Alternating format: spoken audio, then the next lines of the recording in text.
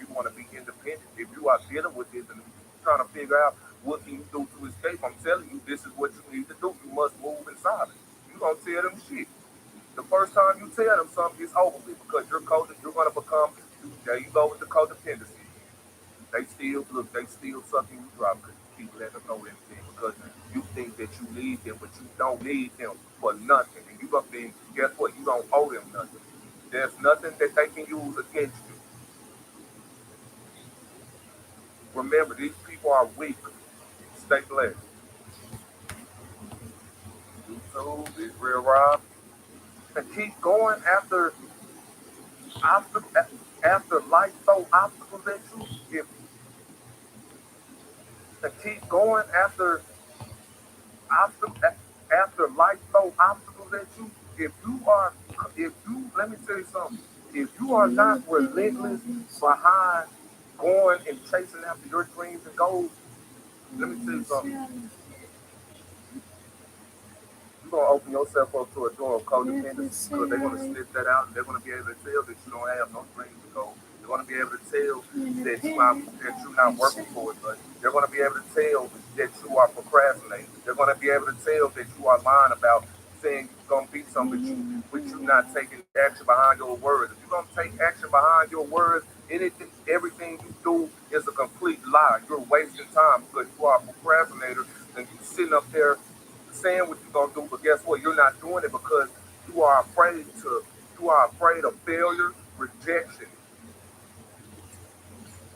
If you are afraid to fail, if you are afraid of rejection, if you are talking about, if you sit up there talking about you want to be a millionaire or make six figures, and if you're not willing to sacrifice for that, you're codependent. You got to be willing to sacrifice. You got to be willing to say, I don't need nobody. I'm going to do this on my own regardless, and I refuse to be codependent. You have to be strong-minded, not weak. They're going to go after your finances and try to break you financially so that you can become codependent on them and so that you can always rely on them because if they can make you codependent and if you are relying on them for resources, these things. And the girl you are giving them power over you. You don't supposed to rely on anybody for your resources or for your income. You're supposed to go get it regardless. No excuses, no blaming, no protection. Just go out and get it. Real people don't complain, and real people are not codependent. You are codependent because you was programmed to be codependent, and you allow a narcissistic individual to control you because you was blinded by you was blinded by money, materialism, and these tangible things that they gave you in order to manipulate you. You're not going forward if you're codependent. You're going backwards. You're not an adult. You're a little girl. You're a little boy if you're codependent. Get out of here, baby. You're a loser. And the thing is, you want to know the funny thing about it? They got money. They got money. They got the house. They got the nice cars. They got the nice clothes. They got good, high-paying jobs. But guess what? They don't care about that because they want your money. See, they after your money because they're after you. Because if they can break you financially, if they can suck you dry your financial income, guess what? They got you. Their plan is to try to destroy you. And one way they can destroy individuals is by breaking them financially and using money as a way to manipulate them. Financial abuse.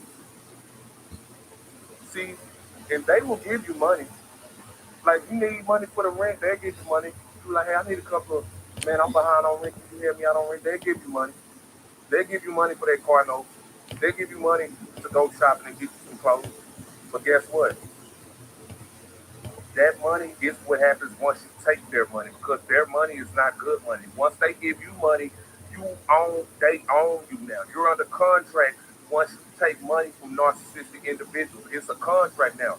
You just gave your soul away once you become financially dependent on a narcissistic individual. Because guess what? The first time you break contract, the first time that you decide that you gonna stand up and say, hey, you know what, I ain't gonna do what you say no more. I'm not giving you no more money. Guess what? You fuck. take their car back. They're gonna take their money back that they gave you. They're gonna go in the bank account. They're gonna withhold your banking. They're gonna withhold your bank account. They're gonna withhold your credit. They're gonna withhold basic needs, shopping, transportation, medicine, food, and shelter. They're gonna use all these things against you. They're gonna, okay, well, you know what? Get out of my house. They're gonna take the car away from She you. could take it. She could all They're gonna take that the car back. keys and tell you you But can't drive no doing more. you They're gonna wrong. kick you about the house. You ever seen the movie Diary of the Mad Black Woman? When Charles threw her ass out his house, that's because he was narcissistic. And guess what? All she did was she loved him, but he didn't love her. He told her to get out because he was cheating anyway. And then he had two kids with a woman that ended up leaving him anyway. Exactly. Y'all gonna be you gonna end up like what's her name? What's the woman name of Diary of the Mad Black Woman? If y'all ever seen Diary of the Mad Black Woman, the Medea movie, it's a Tyler Perry movie.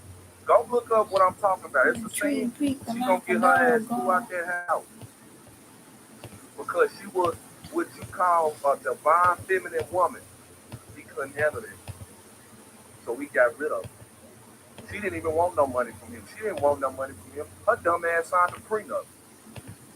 That's how real she was. She signed a prenup because she loved him, but she was blinded. She was blinded by him because she allowed herself to be manipulated and extorted by the things that he gave her because she tried to please him. But guess what? You can't please anybody. You're gonna find yourself on a path of destruction by trying to please other people. Doing you wrong.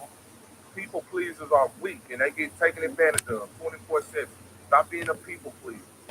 Stop This is being what a happens people when you pleaser. decide that you're not going to be anybody's playtoy. Stop being Take back codependent. what's yours. Take your power back. They're going to raise. They're going to act like little children. They're going to give me my things back. Stop. If you don't want to give me no money, if you don't want to help me, if you don't allow me to control you, I'm taking everything from you. I'm going to break you financially so that you will always be codependent on me because I know for a fact if you become financially successful, if you become independent, I ain't shit without you no more. And you won. This is how they think. So guess what? They're going to try to break you and stop you from getting it so that you will never escape them. That's why you can't depend on people. You got to depend on yourself and God. They're going to sabotage the job that you already have. If you already having a good paying job, that's why you can't depend on people. That's why you can't. Late to work. They're going to make you miss work. Because eventually you late to work so many times that you keep missing work, you're going to get fired. You're going to get written up. Because 9 times out of 10, you're making up lies anyway. Because you don't want to let the people in the workplace know what you're dealing with. Because you don't know how they're going to react. But guess what? They don't give a fuck anyway. So who cares? They're going to do everything in their power to get you fired so that you won't have no financial income, so that you won't have no backup. They don't want you to escape none whatsoever. Anything that involves you financially and that makes you independent, they are going to go after it so that you won't be independent financially. They know your heart because God knows your heart, and He's not gonna let you do. He's not gonna lie. He's God, and He's not gonna let you do those things to her. Not in His presence. Because I already done worked my way up to a position to where I don't have to depend on anybody. God gonna limit you, and you ain't gonna be able to touch her. So guess what? You ain't gonna be able to harm or nothing. So they'll never happen. Stuff, bad stuff happen to you. Then you get sick the other day. So they're going to try to break you financially. So they're going to try to break you financially. They got sick because he was messing with my son. Because God don't play. Is a narcissist worst nightmare. Man, that's what he get though. Calm.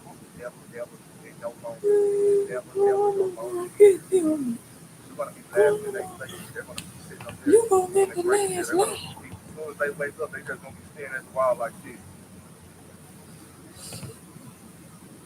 thinking about how they tried to destroy you, but it didn't happen.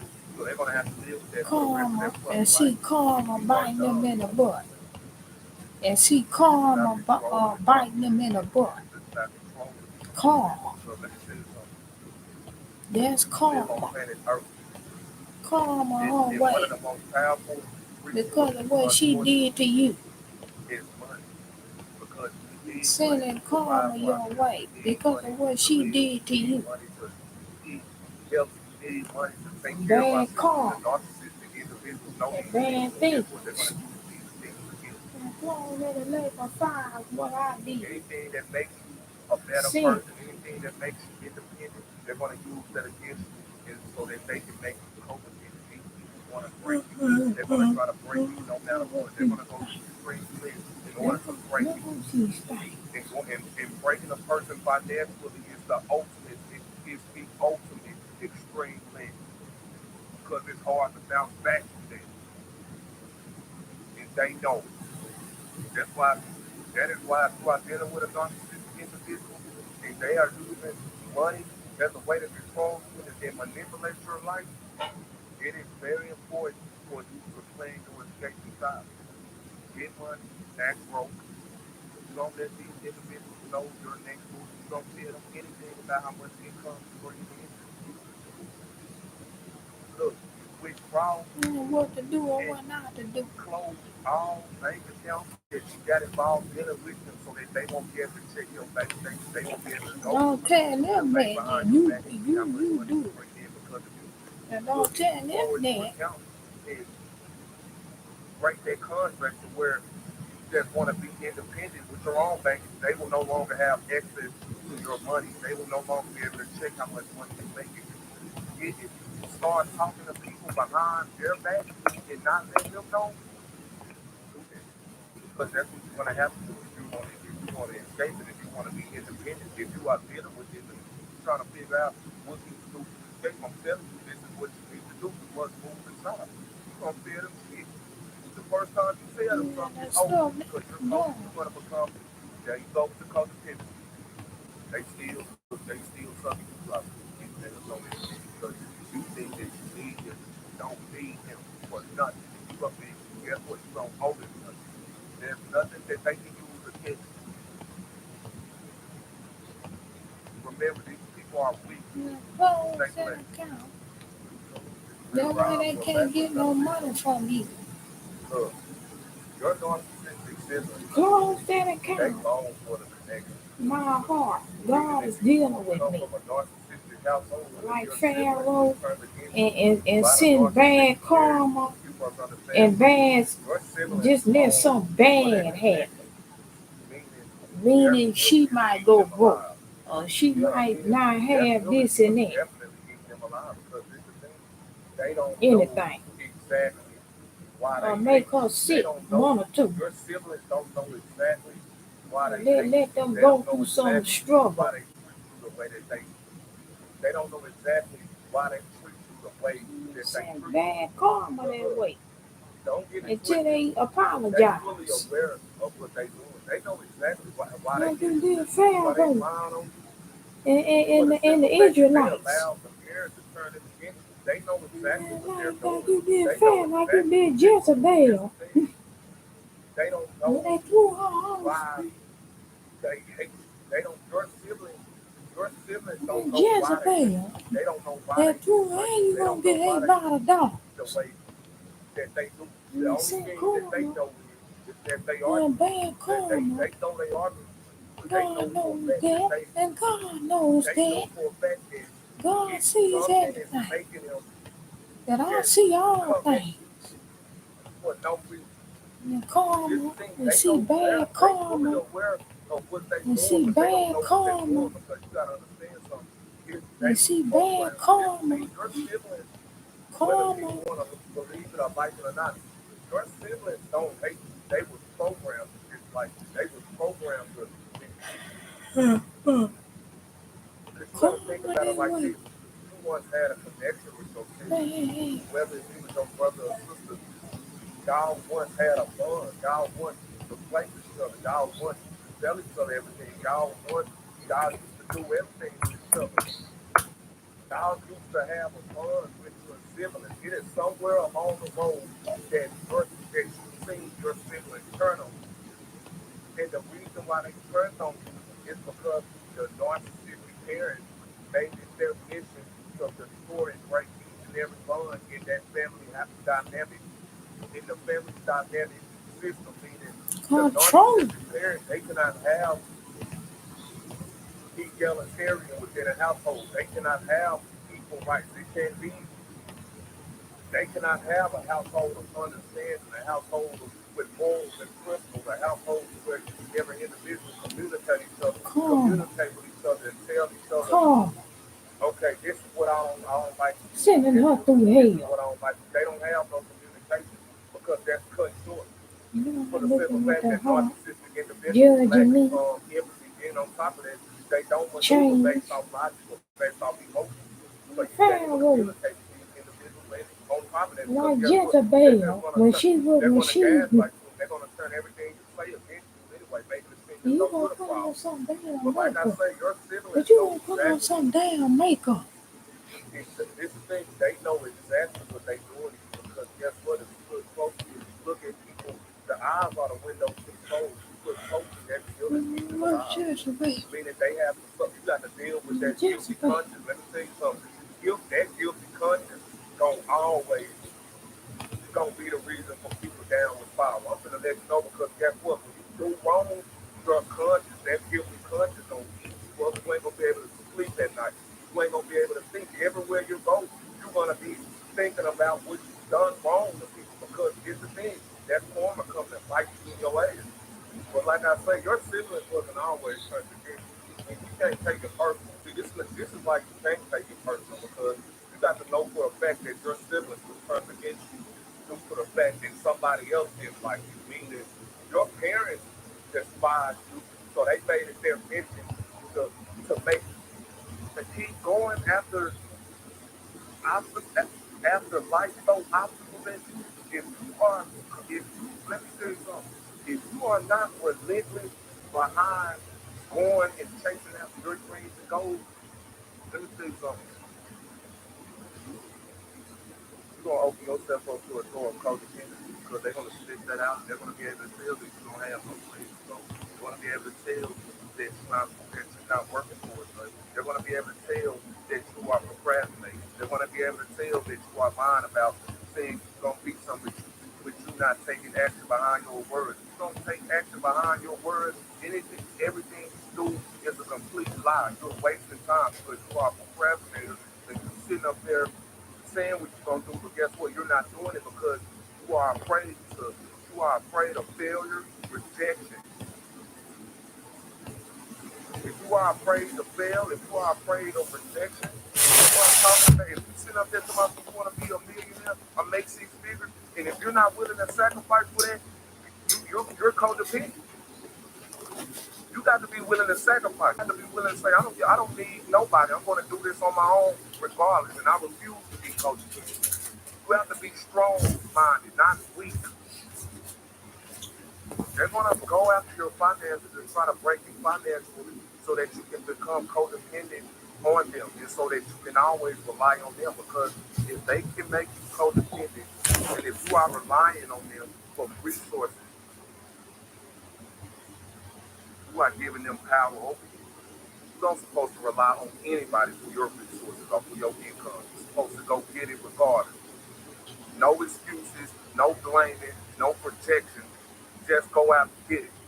Real people don't complain, and real people are not codependent. You are codependent because you was programmed to be codependent, and you allow a narcissistic individual to control you because you was blinded by you was blinded by money, materialism, and these tangible things that they gave you in order to manipulate you. You're not going forward if you're codependent. You're going backwards. You're not an adult. You're a little girl. You're a little boy if you're codependent. Get out of here, beat it. You're a loser. And the thing is, you want to know the funny thing about it? They got money. They got money. They got the house.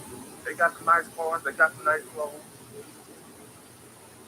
They got good, high-paying jobs. But guess what? They don't care about that because they want your money. See, they after your money because they're after you. Because if they can break you financially, if they can suck you dry your financial income, guess what? They got you. Their plan is to try to destroy you. And one way they can destroy individuals is by breaking them financially and using money as a way to manipulate them. Financial abuse. See, if they will give you money, like you need money for the rent, they'll give you money. Like, hey, I need a couple of, man, I'm behind on rent. You tell me I don't rent, they'll give you money. They'll give you money for that car note. They'll give you money to go shopping and get you some clothes. But guess what? That money is what happens once you take their money because their money is not good money. Once they give you money, they own you now. You're under contract once you take money from narcissistic individuals. It's a contract now. You just gave your soul away once you become financially dependent on a narcissistic individual. Because guess what? The first time you get out, the first time you break contract, the first time that you decide that you're going to stand up and say, hey, you know what, I ain't going to do what you say no more. I'm not giving you no more money. Guess what? You fuck. They're going to take that car back. They're going to take that money back that they gave you. They're going to go in the bank account. They're going to withhold your banking. They're going to withhold your bank account. They're going to withhold your credit. They're going to withhold basic needs, shopping, transportation, medicine, food, and shelter. They're going to use all these things against you. They're going to, okay, well, you know what? Get out of my house. They're going to take the car away from you. They're going to take them car keys and tell you you can't drive no more. They're going to kick you up out the house. You ever seen the movie Diary of a Mad Black Woman?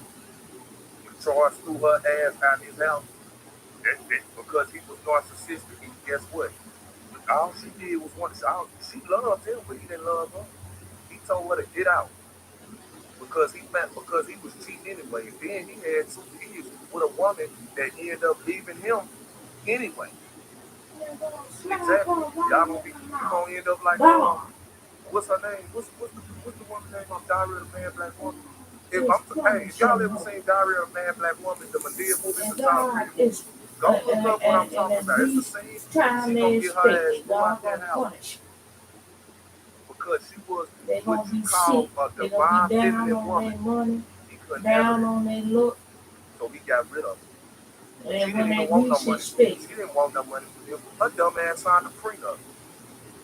That's how real she was. She signed a prenup because she loved him, but she was blinded. She was blinded by him because she allowed herself to be manipulated and extorted by the things that he gave her because she tried to please him. But guess what? You can't please anybody. You're going to find yourself on a path of destruction by trying to please other people. People pleasers are weak and they get taken advantage of 24/7. Stop being a people pleaser. This is what happens when you decide that you're not going to be anybody's plate. You take back what's yours. Take your power back. They're going to rage. They're going to act like little children. They're going to give me my things back. If you don't want to give me no money, if you don't want to help me, if you don't allow me to control you, I'm taking everything from you. I'm going to break you financially so that you will always be codependent on me because I know for a fact if you become financially successful, if you become independent, I ain't shit without you no more. And you won. This is how they think. So guess what? They're going to try to break you and stop you from in order so that you will never escape it. They will try to prevent you from working or getting that dream job that you always wanted to get. They're going to sabotage the job that you already have in. If you already having a good paying job, if you got a car that's in their name, let me tell you something. They're going to deliberately have you late to work. They're going to make you miss work. Because eventually, you late to work so many times, and you keep missing work, you're going to get fired. You're going to get written up. Because 9 times out of 10, you making up lies anyway, because you don't want to let the people in the workplace know what you're dealing with, because you don't know how they're going to react. But guess what? They don't give a fuck anyway. And who cares? These people want to. They're going to do everything in their power to get you fired too, so that you won't have no financial income, so that you won't have no backup. They don't want you to escape none whatsoever. Anything that involves you financially and that makes you independent, they are going to go after that, so that you won't be independent and financially free. Because being independent and being financially free means freedom. You can do whatever you want to. You ain't gonna be able to. You ain't gonna be like, you know what? Fuck this. I got my own money. I'm finna buy my own apartment. I'm finna buy my own car. I ain't finna listen to this no more. You can't use nothing against me because I don't need nothing from you, because I already done worked my way up to a position to where I don't have to depend on anybody. They hate that shit. So guess what? They gonna try to destroy you, so they'll never have you. They want to keep you around for the rest of your life. They want to. Misery loves company. Guess what? They're trying to make you miserable because they're miserable. So they're going to try to break you financially. So they're going to try to break you financially. They're going to use money as a form of manipulation to keep you under control. Because independency is a narcissist's worst nightmare. Because they know for a fact that you don't need them. You will never ever and no longer. You will never ever no longer need them. They're going to be laughing in their face. They're going to be sitting up there doing a great shit. They're going to be, as soon as they wake up, they just going to be staring at the wall like this, thinking about how they tried to destroy you, but it didn't happen. So they're going to have to live with that for the rest of their fucking life. These people are dumb. It's about control with narcissistic individuals. It's about control with these individuals. Because let me tell you something. We live on planet Earth. And one of the most powerful resources, unfortunately, is money. Because we need money to provide for ourselves. We need money to live. We need money to eat healthy. We need money to take care of ourselves. And the narcissistic individuals know these things. So guess what? They're going to use these things against you. Anything that makes you a better person, anything that makes you independent, they're going to use that against you, and so that they can make you codependent. These people want to break you. They're going to try to break you no matter what. They're going to go to extreme lengths in order to break you. And breaking a person financially is the ultimate. It is the ultimate extreme length, because it's hard to bounce back from that, and they don't. That's why. That is why if you are dealing with a narcissistic individual and they are using money as a way to control you and manipulate your life, it is very important for you to plan to escape the silence. Get money, act broke. You don't let these individuals know your next move. You don't tell them anything about how much income you're bringing in. You withdraw and close all bank accounts that you got involved in it with them, so that they won't be able to check your bank statements. They won't be able to go to the bank behind your back and see how much money you bring in. Because if you forward your account and break that contract to where you just want to be independent with your own banking, they will no longer have access to your money. They will no longer be able to check how much money you make. If you start talking to people behind their back and not letting them know, do that. Because that's what you're going to have to do if you want to escape it, if you want to be independent. If you are dealing with this and trying to figure out what you do to escape, I'm telling you, this is what you need to do. You must move in silence. You don't tell them shit. The first time you tell them something, it's over with, because you're going to become, there you go with the codependency. They still trust you, brother. You never know this because you think that you need him, but you don't need him for nothing. And you gonna mean, guess what? You don't owe them nothing. There's nothing that they can use against you. Remember, these people are weak. Stay blessed.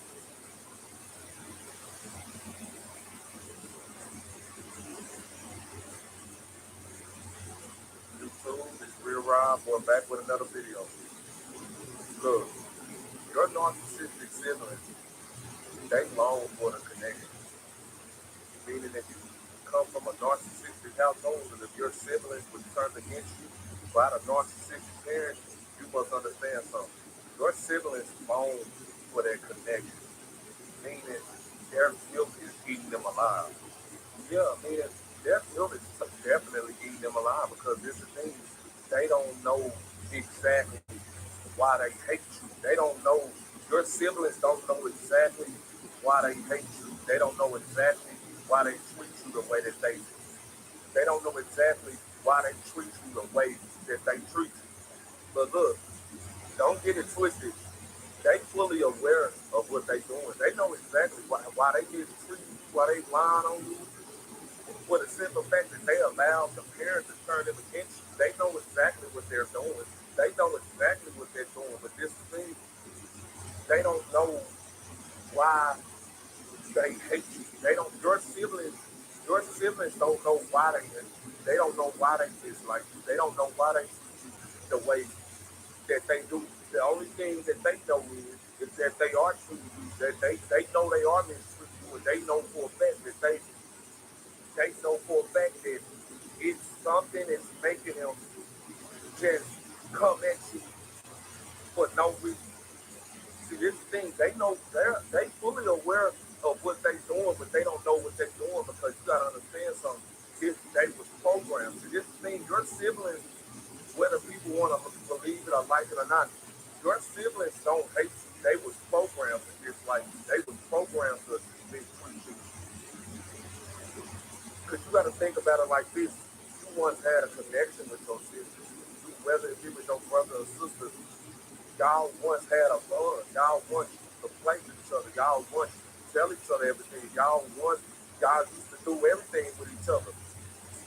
Y'all used to have a bond with your siblings. It is somewhere along the road that you've seen your siblings turn on you. And the reason why they turned on you is because the narcissistic parents made it their mission to destroy and break each and every bond in that family dynamic, in the family dynamic system, meaning the narcissistic parents, they cannot have egalitarian within a household. They cannot have equal rights.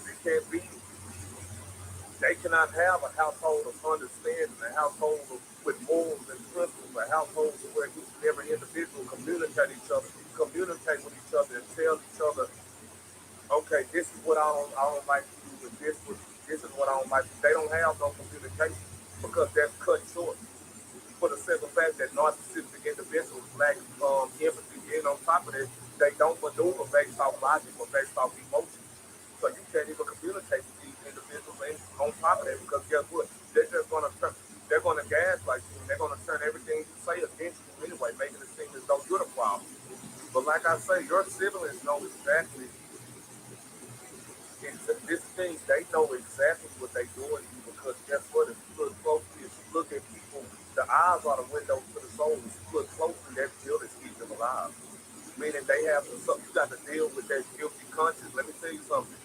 That guilty conscience gonna always gonna be the reason for people down with power. I'm gonna let you know because guess what? When you do wrong, your conscience, that guilty conscience gonna eat you up. You ain't gonna be able to sleep at night. You ain't gonna be able to think. Everywhere you go, you're gonna be thinking about what you done wrong to people because here's the thing, that's karma coming to fight you in your ass.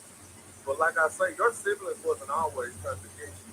And you can't take it personal. See, this is why you can't take it personal because you got to know for a fact that your siblings was turned against you due to the fact that somebody else didn't like you. Meaning your parents despise you, so they made it their mission to make everybody else despise you. So this thing, we can't, you got to understand, you got to accept things that we cannot control.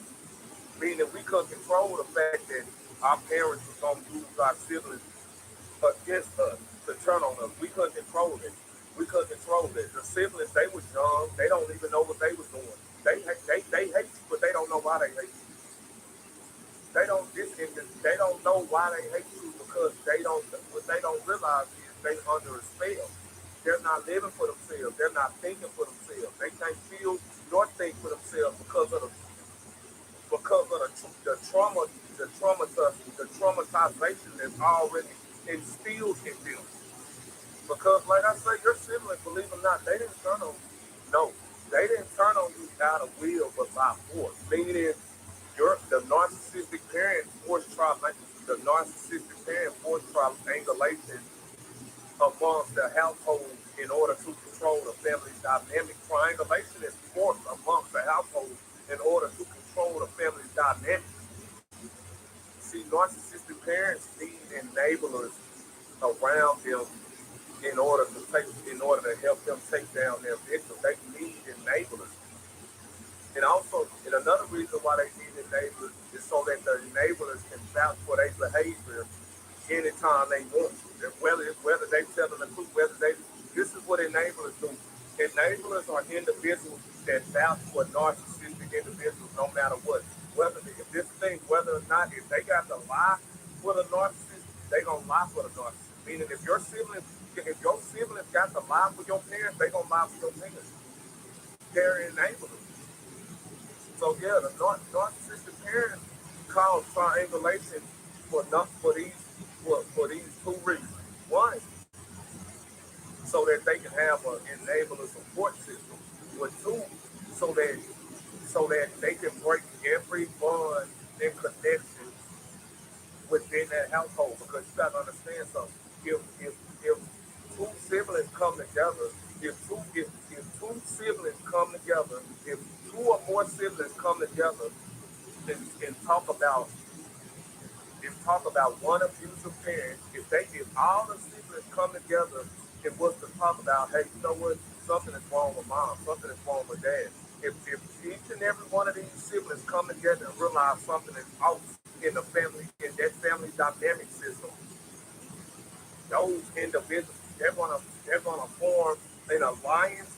An alliance is gonna get formed. It's the thing, an alliance is gonna get formed. And once an alliance is formed, the siblings is gonna have the power, not the parents, because the siblings is gonna realize that the parent is something is off with the parent. Not one, but two, not two, but three. If this the thing, this is why triangulation is a must for narcissists, because if you and your siblings ever decide to come together in order, because y'all know something is off, y'all gonna take that parent down. That parent cannot have that. They fear that. They fear the siblings forming an alliance, because if an alliance is formed, the siblings is gonna take that household down. They cannot have it. So guess what? They got to turn everybody against each other before they can ever have support. Before each and every one of your siblings can come to the realization that the parent is an abusive parent, they got to create confusion within the household so that that'll never happen. That's something to think about. As far as siblings, the narcissistic parent goal is to break and destroy each and every bond that's formed, that you form with your siblings, so that way once you get older, you won't form an alliance. So that's the goal. The goal is for that parent to turn you and your siblings against each other before you and your siblings come together and figure out something that's wrong. That's the goal. They cannot have that because that equals their destruction. Your parents, so the parents, you gotta understand something. The parents are the reason for your siblings actually, meaning your siblings is under a spell. You gotta look at it like this. Your siblings is under a spell right now. They're under a spell. And it's gonna take a long time if they ever break that spell. You gotta understand something. This is a generational curse for real. If they're under a spell. Because I'm gonna be honest, y'all siblings miss y'all. They miss y'all. They miss the bond. They miss having fun. They miss calling you. They miss hanging out with you. Your siblings is gonna realize what they got. And your siblings not gonna realize what they got until it's gone. But that's the thing. The parent, you got the psychological abuse is so deep. The trauma is so deep that they not gonna be able to see you ever again. They not meaning when I say by see you, you will never look at them as your siblings again, because 9 times out of 10, they done already gave their soul over to the hands of the enemy. So at the end of the day, you got to accept the things that you cannot change, meaning you're gonna have to accept the fact that your siblings will never come. You will never be, gonna have a bond with your siblings again. You will never even be checking for your siblings because guess what? They're no longer your siblings. That your siblings will never see you again because guess what? They live in darkness. They no longer possess light, so they can't see the light. They walk in darkness, so they can only see darkness. They're confused. They have no control. They're completely codependent on that narcissistic mother or that narcissistic father. They don't think for themselves, nor they don't feel for themselves. Your mother tells your siblings what to do. Your father tells your siblings what to do. It's really not your siblings' fault that they were taken advantage of at such a young age. And once they got older, they became so used to being toxic because they now have normalized toxicity. The narcissistic parent has trained your siblings in a way that they should go to, in a way that gives them to accept toxic behavior. This is why once you get older, this is why your siblings are going to feel as though they have a sense of entitlement over you. This is why you're going to see some of those evil characteristics in your brothers and sisters because guess what? They began to if they was programmed to hate you, but this thing they began to love to hate you. It's the in the beginning of love to hate you to where you're gonna come to the realization that okay, wait a minute, they I can see that they was I can see I can understand why y'all hate me because y'all was trying to get me at such a young age, older now, and you still got that same energy now. I thought you would have maybe overcame it. I can see for a fact that you didn't overcame that, and I can see that you still treat me the way as though you treated me when you were when we was younger. So guess what? I overcame that. Because I overcame that, let me tell you something. I love you. As my sibling, I love you, and I forgive what you did, but I never forget what you did. And on top of that, no disrespect. Fuck you. Because if you was weak enough to allow somebody to turn you against you, you was weak. You was weak. So it's the thing. I'm not gonna claim you as my brother or sister if you was weak enough to be allowed to. If you was weak enough to allow somebody to cloud your judgment, I cannot. You're not my brother. You're not my sister because you're weak. You don't think for yourself. Your mother tells you what to do. Your daddy tells you what to do. Then on top of that, you deliberately gave your soul over to the hands of the wicked one. So you're definitely cool. Unfortunately, things turned out how it is. But let me tell you what's going to happen. I'm no longer your brother, and I don't tell you. Don't call me. Don't text me. This thing. I'm going to show you how. I'm going to show you just how much I don't need you. And because guess what? You're gonna know one thing. What you doing is not affecting. So guess what? I love you, but at the end of the day, we go no further because guess what? I love you enough to walk away from you. I love you enough to cut you off. Stay blessed.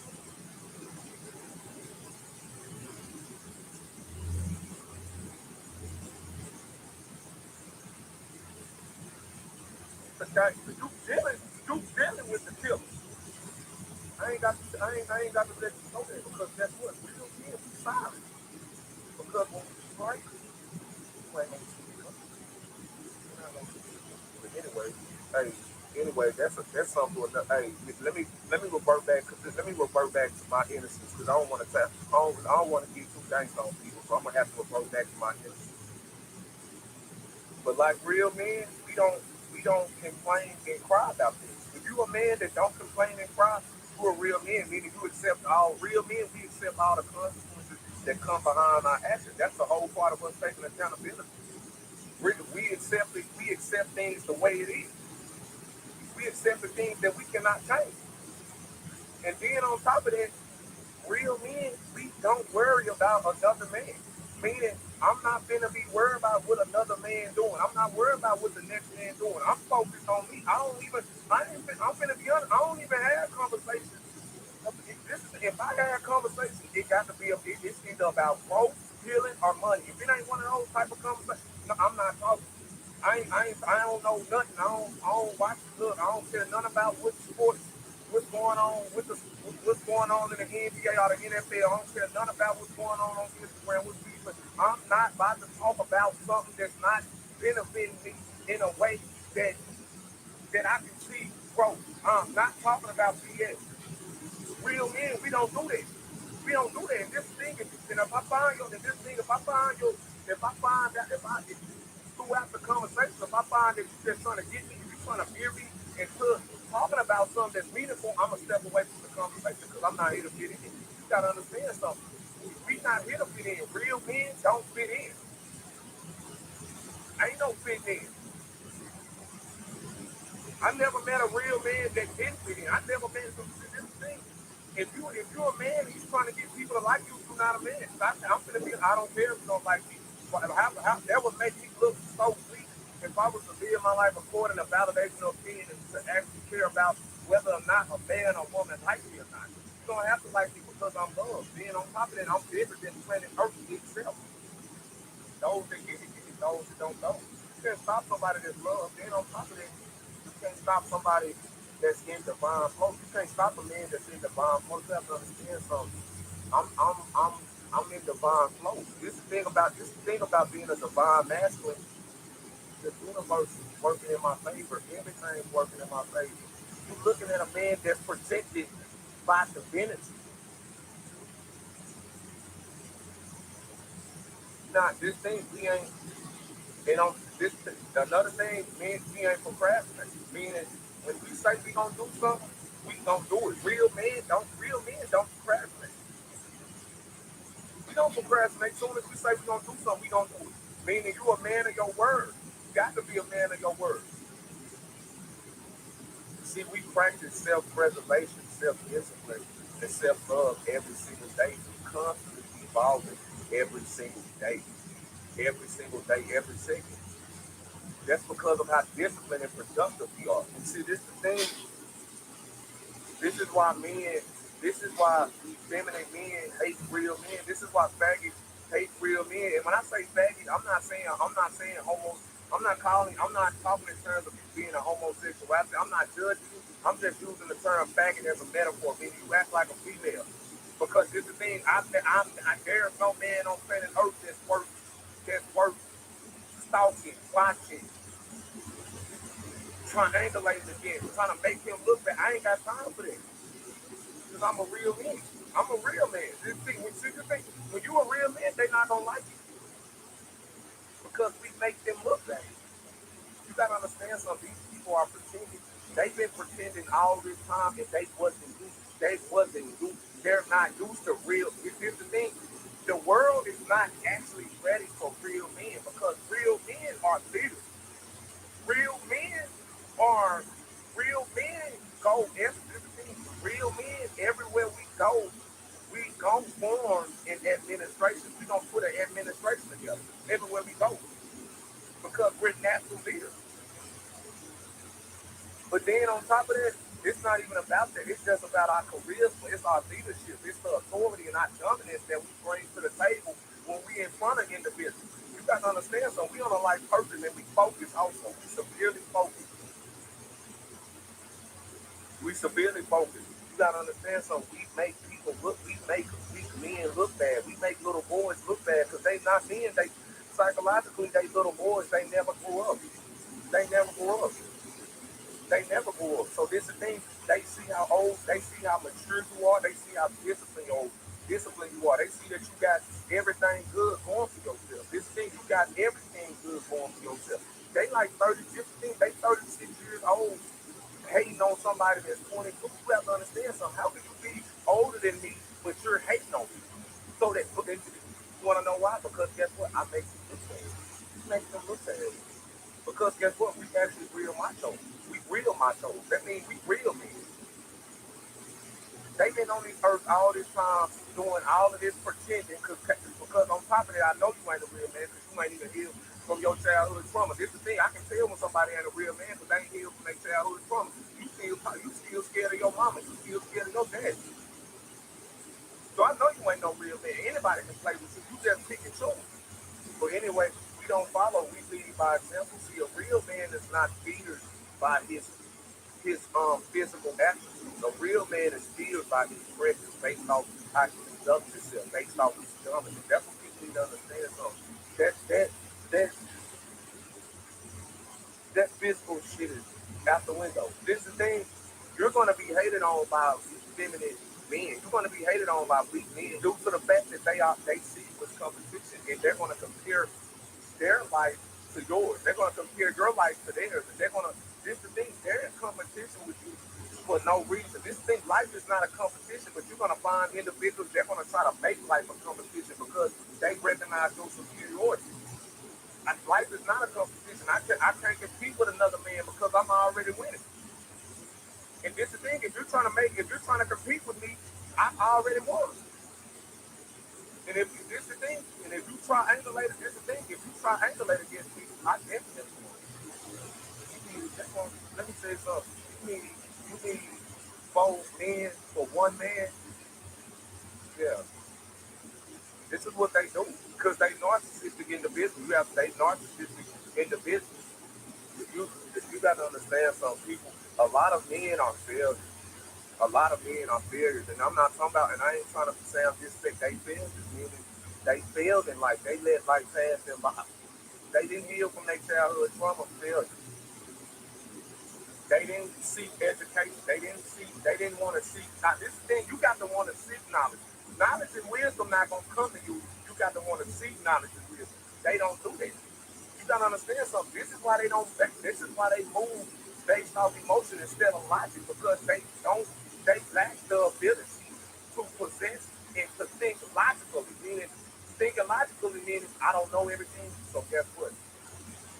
Because I don't know everything, I want to find anything that I want to know. I'm gonna go research. I'm gonna go figure it out on my own because I don't. That's the beauty of it. I don't know everything, but I can research and educate myself. That's what real men do. They don't do that because they think they know everything already.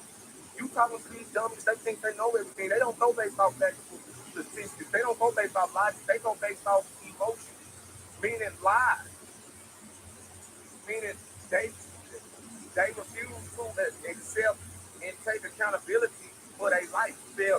You refuse this thing. You refuse to learn about financial literacy. Failure. You refuse this thing. You cheating on your wife. Failure. You coming up to me talking about how much women you got. You a failure. Then on top of that, I'm not even impressed by when a dude tell me how many women you got. I'm not impressed by that. I'm not impressed by that. You gotta understand something. There's two types. You gotta understand something. There's two types of cars on planet Earth. You got your new car and you got your used car. If you ain't talking about no new car, I don't want to talk. Yeah, people like, yeah, man, I got dog, man. Look, hey, talk to me when talk to me when you get you a new car. Meaning quality over quantity. Okay, you ain't got a virtuous woman, if you ain't got a woman of God, if you ain't got a woman that has boundaries and that know herself, like you just talk. Say most men they fail. They are failures. They didn't fail us. They failed themselves as men because they couldn't overcome what they went through, the pain and suffering that they went through in the past. You didn't go through that to make you weak. You went through that to make you strong. But you couldn't see that because you rejected God. And this is the thing, they know that. Once they get older, they know that because life passed them by. Once they get older, they know that. You gotta understand something. They don't want to self-reflect. So once they see the real thing, once the real thing is presented in front of them, we're gonna make you self-reflect. Because just looking at me makes you self-reflect because you can see that I'm everything that you pretending to be. People who play roles gonna eventually forget their lines anyway. You done that exactly. These ain't no real men. This is hey women. If you want to know a man is real, do not pay attention to his fucking to his words. Pay attention to his actions. And if you a man up out there that's want to know a woman is real, pay attention to her actions. That's all you gotta do. Stop listening to people and start looking at people. Anybody can talk. Like I say, when you're a true authentic individual, we make them self-reflect. Because at the end of the day, They know for a fact, they know for a fact everything that we are, everything they have to pretend because they don't, it's not in them, it's in me. It ain't on me. I don't have to pretend. Because I live in reality, you have to understand something. I'm winning in reality. I'm winning on earth. They're not winning on earth. They're not winning in reality because guess what? They don't live in reality. They live in falsehood. It's a false persona. They don't live in reality. So this the thing. Once they know for a fact that you are winning in reality, that's when that jealous and that envy gonna kick in. That's when people gonna start to triangulate against you. You gotta understand something. They can't control you, so they gonna try to control how other people see you. That's when the rumors start getting flying around. That's when you gonna start hearing people talk about you, just joking, making jokes disguised as insults. But this is the thing, they can't touch you. So they have to assassinate your character. This is for my men. Men, if you are a real man, only real men can understand this. Because only a real man is hating point blank period. That's when they gonna try to do everything to make you uncomfortable. They gonna gaslight you. They gonna try to slither their way in your life just to be friends. Don't do it because they don't like it. For the simple fact that you are a real man, being on top of that, you make them look bad. And especially if you somebody that's old, that's younger than them. I'm 22 years old. This thing, I'm just 22 years old, but I've never met a man that was older than me. I've never met a man that was older than me. I've never. I'm 22 years old. It's men and they 70, 60, and they 40. I'm the person that they come talk to. Because guess what? I'm just 22. I'm 22 years old physically, but you gotta understand something. I'm an ancient man. You're not looking this thing. You're just looking at a youthful man. No, you're looking at an infinite being. You gotta understand something. I'm not the body. I'm just inside the body. Anyway, I ain't trying to get too deep, but it just comes. Stay blessed. Stay blessed.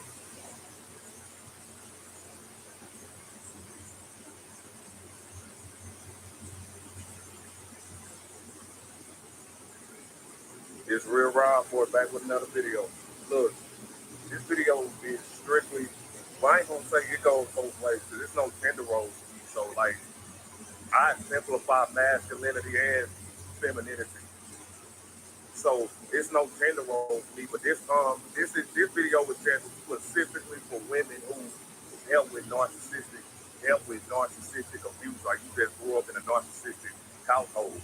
If you are a woman and you grew up in a narcissistic household, meaning you didn't have no type of emotional, mental, or spiritual support from your family, from your parents, let alone your siblings, because 9 times out of 10, everybody in the house turns against you.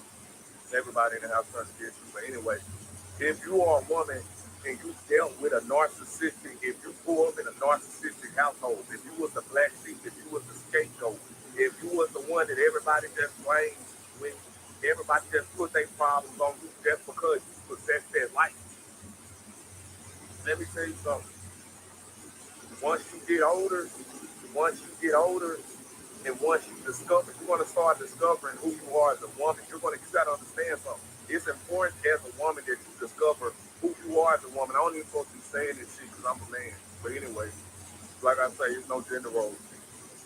Look, like I say, if you dealt with narcissistic abuse, you got to, once you get older, you're going to start developing a sense of individuality. Because this the thing, once you know for a fact that your parents, your mother and father, wasn't supporting you emotionally, mentally, and spiritually. Once you know these things, you now you now got to make a choice. You're gonna have to make a choice of whether they didn't show me this. I wasn't shown this side of life. I wasn't shown the good aspect side of life. I was only shown the bad. This the thing. If you're a woman, you got to turn that negativity into positive energy. You got to say, okay, you know what? As a woman, I'm not gonna let my mom. I'm not gonna let my parents while my father dictates who I am. I'm not gonna let what they put me through break me, and I'm not gonna let that hinder my future. Because as a woman, you got to know your worth. You got to just have, you got to build up that mentality. To like, well, you know what? I'm gonna find out who I am as a woman. I don't need no man right now because I need time to take away. I need time to heal because I couldn't. I need time to heal. And this thing, see, we men, we can get over it. As a woman, you're gonna take the women need time to heal. It takes women a long time. It takes y'all a long time to heal. And I noticed that. And a lot of women say that too. It takes y'all a long time to heal. That nature. But anyway, like I say, it takes y'all a long time to heal. So once you get out of that narcissistic frame, once you just say, you know what, I'm gonna go no contact, I'm not gonna talk to anybody, I'm gonna find out who I am as a person, I'm gonna start going after my dreams and goals and aspirations in life. Now you're becoming a woman, now you're thinking for yourself, now you're feeling for yourself. But this the thing,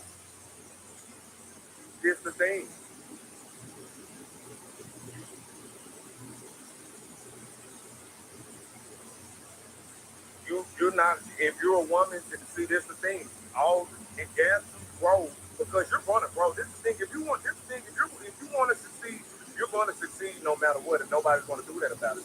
That's nothing nobody can do about it. Nothing. That's between you and God. Success is that's between you and God. Nobody can stop nothing. Only God can stop something. Nobody can stop your success. Nobody can stop your plans. Nobody can stop your dreams. You can do what you want to do. You just have to move. You have to be conscious of and aware of what's going on around you. You also have to move with great, clever, and precise. This goes for both men and women. But anyway, if you're a woman, let me tell you something. You're not gonna be. You're gonna find yourself meeting men. You're gonna find yourself meeting men that's not for you. It don't. Meaning you're gonna open. You didn't let your childhood trauma affect you as you got older because you healed from it. But because of that, you're gonna start to attract the opposite. The opposite means you're gonna start to attract a lot of negative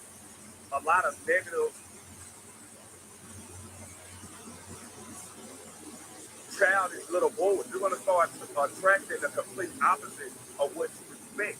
But this the thing, you gonna get as a woman, you're gonna get tired of dealing with those type of dudes. You're gonna be like, you're gonna ask yourself, okay, wait a minute.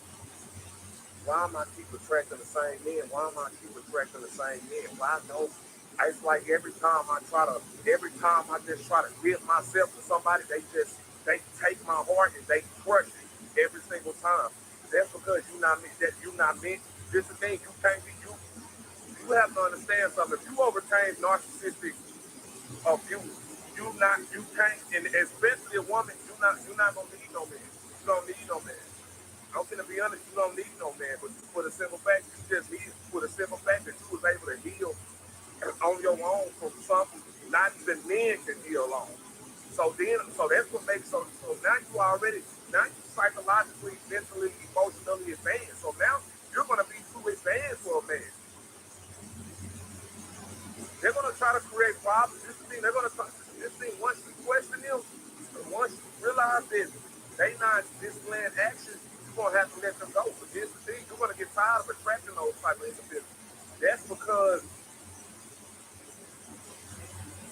you need to slow your roll because you don't need no man. You don't. You need a assassin. You need a hitman. You need a bodyguard. You need a man that's been through what you've been through, so y'all can talk about the same trauma together. So y'all can talk about how y'all overcame those traumas. If you're a woman, if you with a man, and if y'all don't have deep, meaningful conversations, stop it right now. If you can't have conversations that strike the heart and the soul, stop it. Because what's the point of being with somebody if you can't connect on them on the spiritual level anyway? Yeah. But anyway, but like I say, you're gonna need somebody that's gonna reciprocate that same energy. See, this is the thing, you a woman. You wasn't loved. This thing, you already wasn't loved. You already wasn't loved as a child anyway. So whether it was your mama or dad, this thing, you never truly knew what love is. This is the thing. This is what most women do. They never know what love is because they never been shown what true love is. They've been forsaken. So once they get older, they go about love by the wrong reason. A lot of people don't know how to love because they wasn't taught and shown how to love. And a lot of women, y'all was not taught and shown how to love.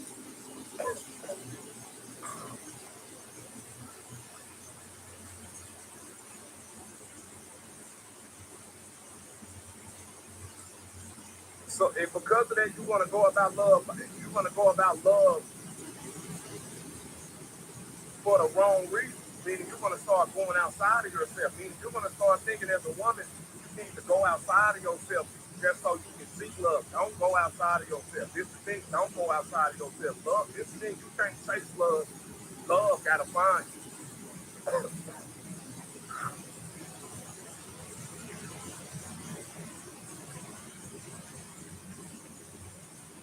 Yeah.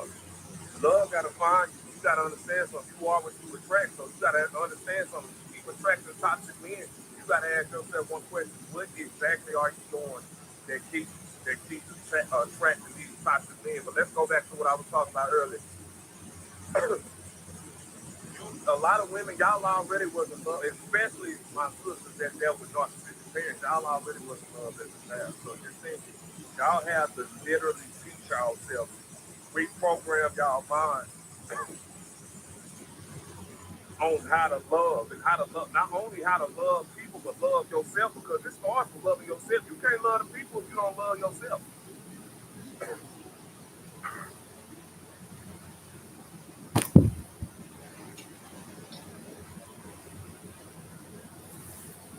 Yeah.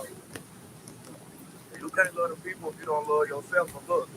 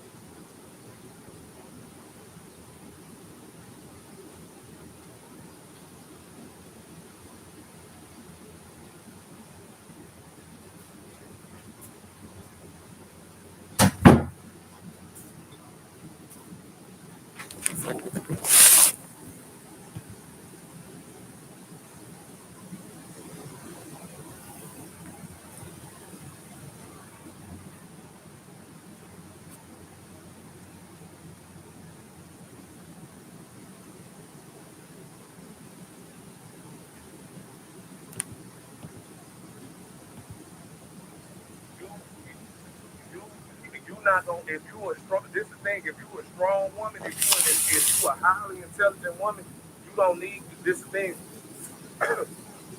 you're not gonna be checking for no men. You're not gonna be really in. You're not really gonna invest your time in dealing with men because you a virtuous woman. You a woman with a purpose. You a woman with a plan. So at the end of the day, you're gonna have to prioritize what's important to you. And at the end of the day, if a man is not important, you can't prioritize a man. It's the same thing as a woman. I mean, as a man, we can't prioritize y'all because we too focused on our purpose. And ain't nothing wrong with it. Ain't nothing wrong with that. It's just we smart.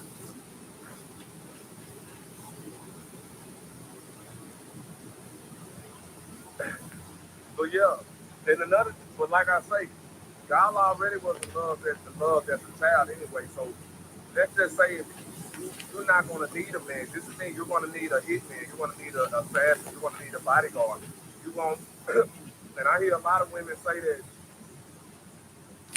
they just go no contact with us. Oh my God, we go no contact. Okay, you can go no contact, but this the thing. Go get you a this the thing. You need a man that's gonna tell you, look, I wanna this the thing, even though your parents treated you, even though they mentally and psychologically and emotionally abused you, you need a man that's gonna be able to love you when they fail to love you. See, this the thing. If y'all want this the thing, you was not loved properly as a child. You're gonna need somebody who can love you in ways in which they never loved you. You need love. This is the thing. We gotta understand something. People need. We don't need materialism. We don't need money. We don't need that. We need love. Genuine love. I'm talking about genuine love. I'm calling you at 2 a.m. just to check on you. It ain't this thing. You got to be with somebody. You got to go after. I guess pray, pray to God to somebody that has the same background and the same story. Okay, you need a man that's been through what you've been through so he can know how to love you and know how to heal you and touch you in places that you was never touched before, meaning the soul. Meaning you say, you said, meaning you with your guy, and you said it's doing well. I don't want to see my parents. I haven't seen my parents in years, and quite frankly, I never want to see them. This thing is like, well, that's understandable. I'm not that type of guy. I'm going to tell you, let's go see them. I want to make them. I'm not, there ain't no we going no country. I want to, this thing, I want to be your abuser. Therefore, I can tell your abusers how successful we're going to be. But without y'all, I'm going to tell you, I'm going to tell your parents literally that if I'm going to, this thing, I'm going to see, I'm just going to shit on that thing. You're going to shit on your parents so bad, it's going to be ridiculous. Because first of all, they already going to think, you don't know me, so narcissistic is this, they already going to have this mindset, okay, you don't know why, so this thing, they keep trying to turn him against my, trying to turn him against us. Because you have to understand something. If you a woman and you help with narcissistic parents, they're not going to want you to see in love. Meaning they're going to try to sabotage your relationship. This is me, and it's going to work for some. This is the thing. A lot of women, y'all been in relationships and y'all parents sabotage this shit. That's not going to fly with you.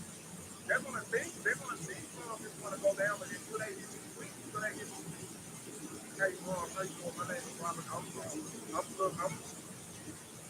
only am I your daughter husband, I'm her bodyguard. I'm her hitman. I'm her security.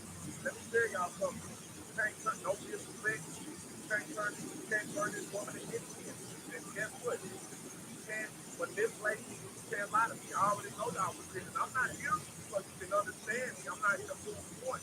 I'm not here to get you to like me either. I'm here to strictly let you know that if you ever in your life treat this woman like if you treat this woman, my woman like this again, we gonna send it at you.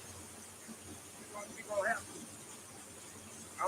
Me and your daughter, me and your daughter, we finna travel the world. We got money. We finna have kids, and we finna look, and we finna build, and we finna enjoy life. We're gonna, y'all gonna be sitting right here being miserable while we hoping, while we traveling, and just enjoying life.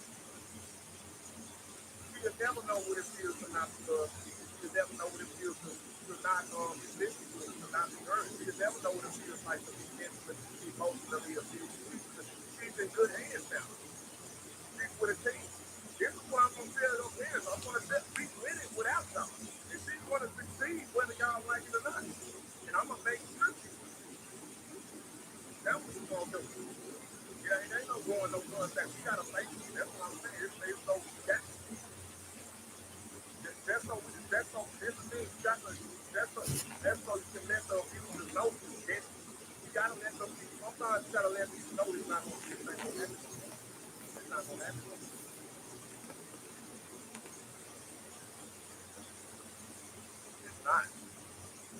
gotta understand something. The mistake y'all parents made was they failed to love y'all. They emotionally, mentally, and spiritually neglected y'all. So guess what? Guess what? You're gonna meet me. You're gonna meet me, and I'm gonna be the one. I'm gonna touch you, and I'm gonna put that light back to you because they stole your life. So I'm gonna bring it back.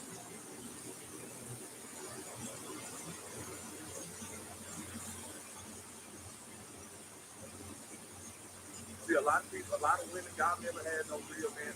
Y'all never had no man to pick up y'all. Y'all never had no man to just be like, okay, I understand. You never had a man to just literally understand you. It's the thing. A lot of people don't even understand. A lot of men don't understand women.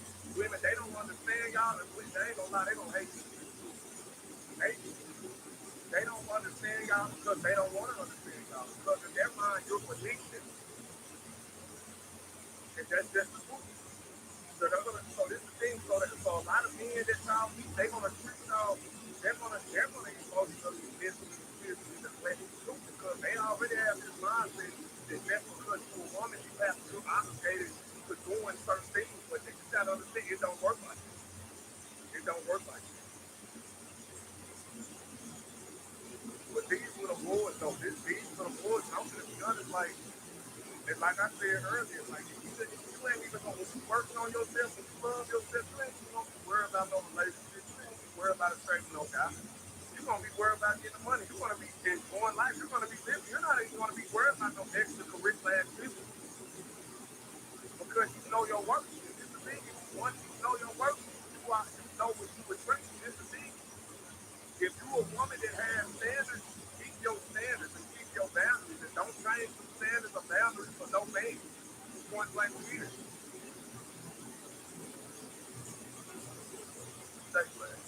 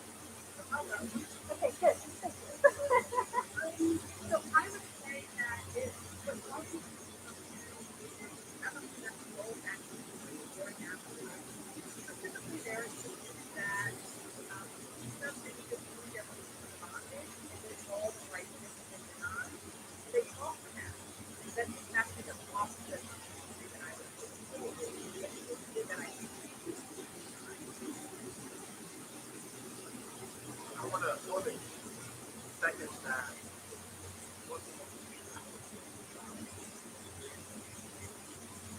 Feelings look at it.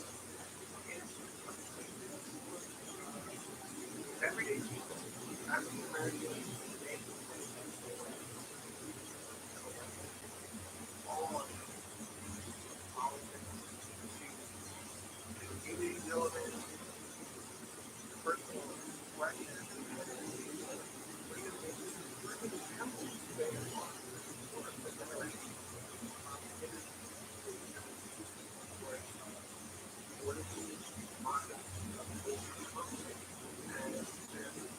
and the result of this is fine. So if you don't know the story, and that's fine. Or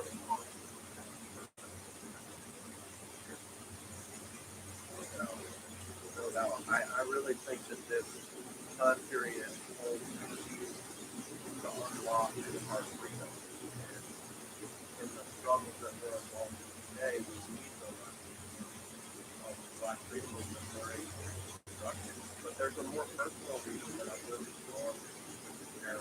Last summer, my dad, Gerald, was made a stunning discovery and found out which plantation our family had been placed on. The law plantation in Wilmington, Mississippi, and was able to find a picture of my great-great-grandma on the clock.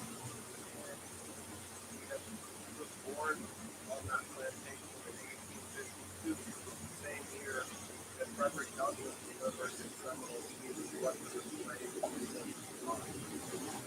So, I was struck by the fact that 13 years old, when the Civil War ended, about the same age as my brother right now. So he lived through the period of Reconstruction, and that's my relatives that I consider the fact because I saw the Reconstruction of the life of the world, and I just have so many questions that I would love to be able to ask and know about their life.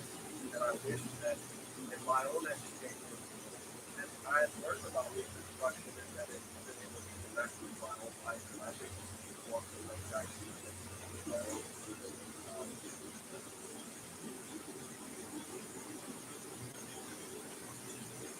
well, I guess that, and I just want to first say that it's such a pleasure to be here. I've learned so much from, the other folks who's not always had the pleasure of a teacher here, and I'm sure it's like, it's wonderful.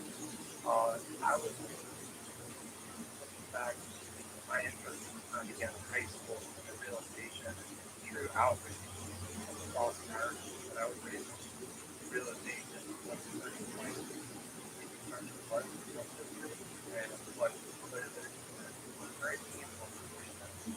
And I think taking history in ourselves, when I learned in terms of teachers, administrators, using their materials for me is so important because the question that they bring to us individually or educators about our responsibility is how do we treat them? Our responsibility as educators citizen, as a white man. And, I think the drama of this time is primary civic that I've learned about not really from others. It's just incredibly powerful and dramatic.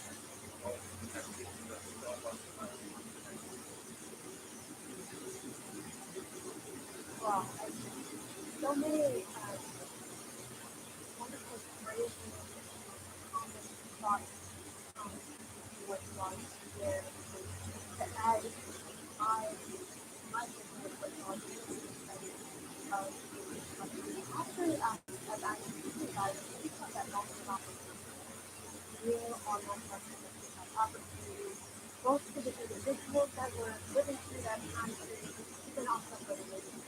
And how many of the questions that were happening during the time are questions that still happen today. And I think that there's something about that going back to wanting to understand more about that time period. Why was something left on the table? Why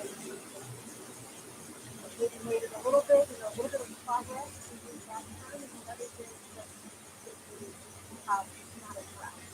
And I think that that is really brought me back to that is what I'm looking for that people to the past.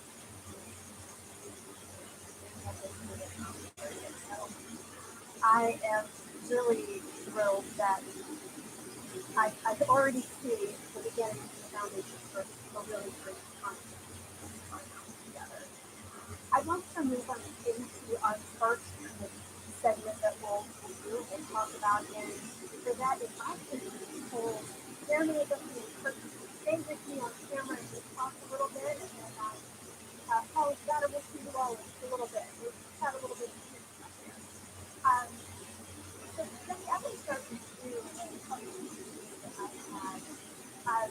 Last year, or a couple of years ago, I know that women have that, and we've also completed a report from the state. Can you tell us a little bit about that project and then what was one of the things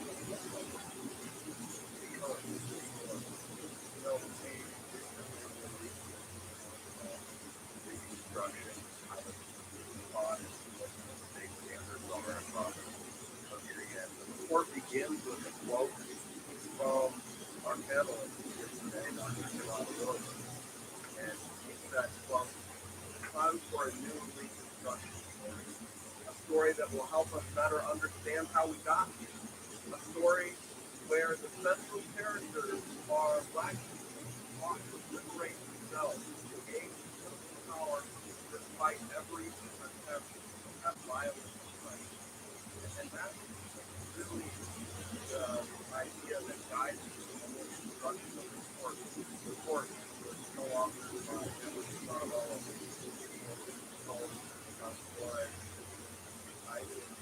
and the report is called "Erasing the Black Freedom Struggle, How State Standards Failed to Teach the Truth About Reconstruction."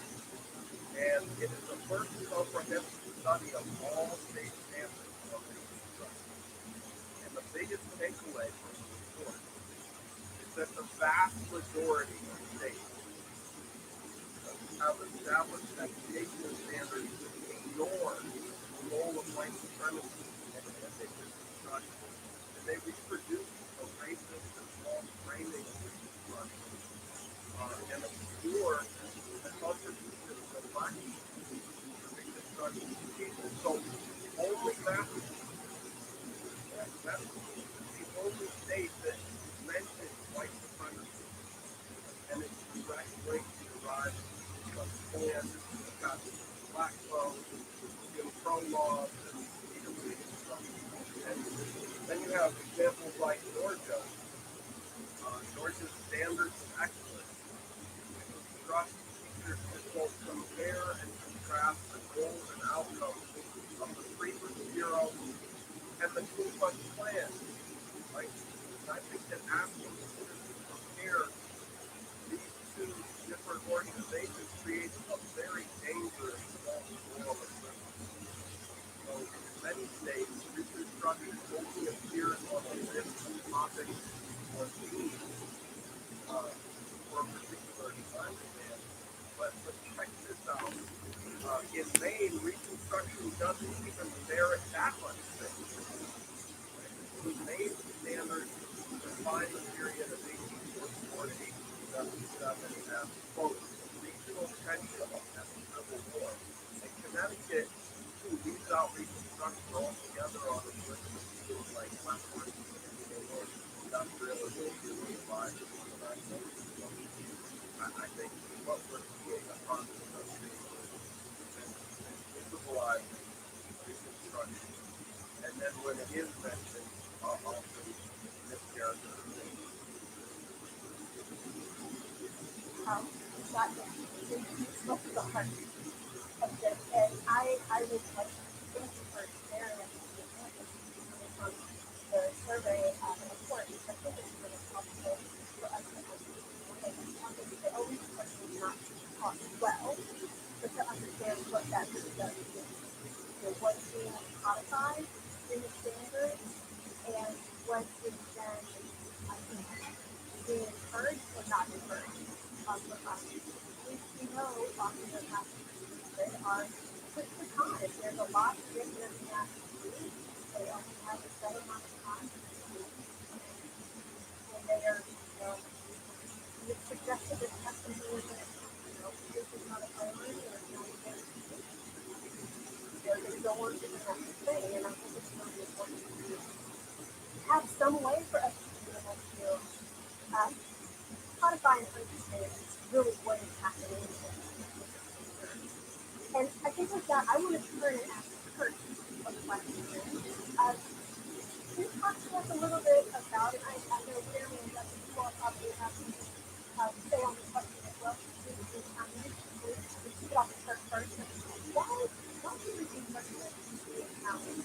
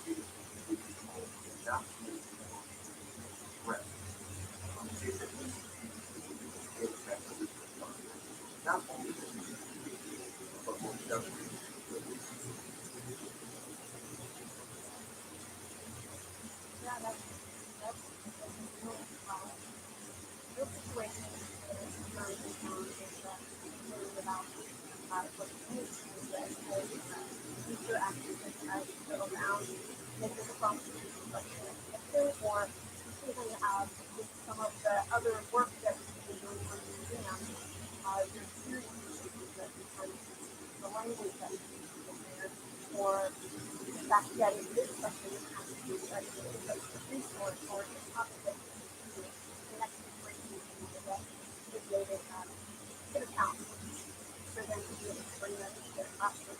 And I hope that, as we're having this conversation tonight,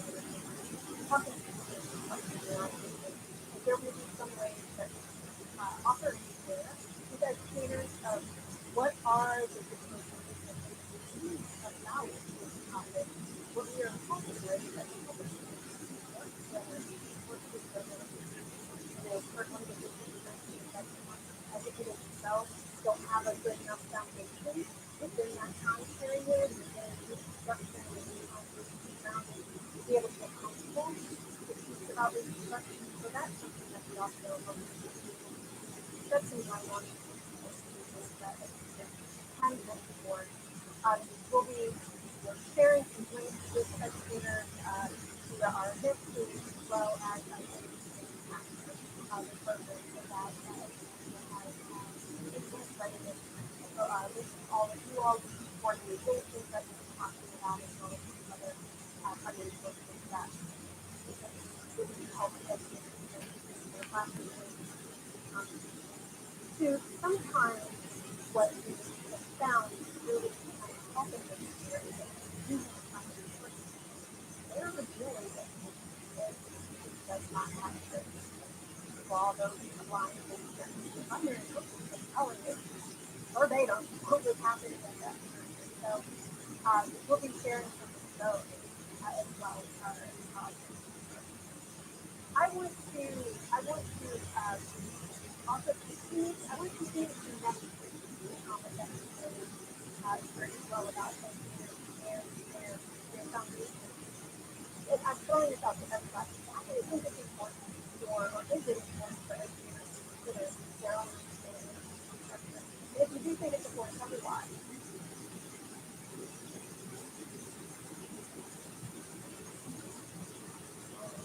I think it's really important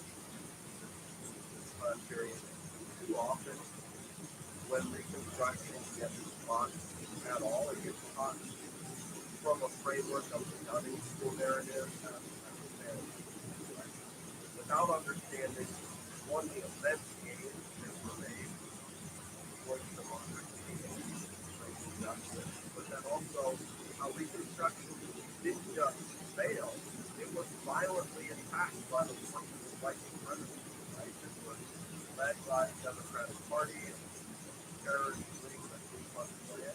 And then on the flip side, you have other teachers who only teach about the violent white supremacy attack on without fully exploring the revolutionary advances that were made towards democracy in this era. So I want students to know that reconstruction was a time when the impossible suddenly became possible. Historian David Roediger wrote, quote, if anything seemed impossible in the 1850s political universe, it was the immediate, unplanned, and unconcentrated emancipation of 4 million slaves. Now, I want students to know the incredible leap forward in democracy and racial justice that occurred during the era of Reconstruction. Like the fact that you had formerly enslaved people become senators, right? It was a moment when the black majority in the legislature in South Carolina could tax the rich to pay for public schools, and blacks built a public school system across the country, right, and across the South. And some of the most incredible stories about these countries that most how we create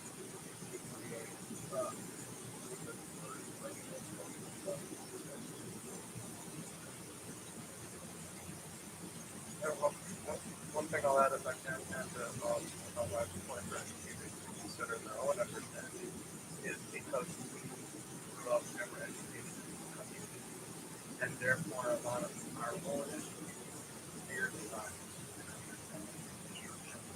I grew up in Brooklyn, New York, and even when I went to high school, and I definitely had an exceptional story about education and education our field, really progress and progress in field. And so that's why when I mentioned before, when I'm learning about reconstruction and current representation, it was a huge moment of outreach to yourself. So I think educators before they have to really reflect on their own experience what was meant to be harmless and trying to gather or we had this conversation.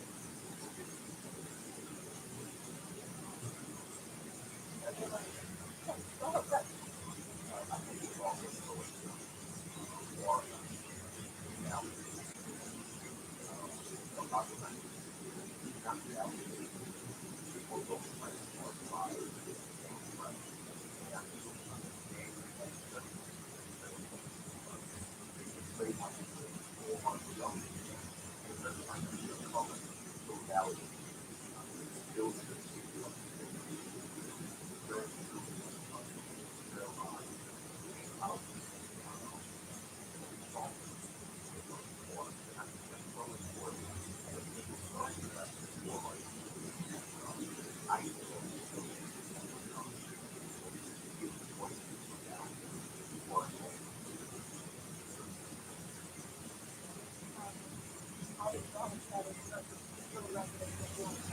Making them do all the talking, go down with the talking, but possible.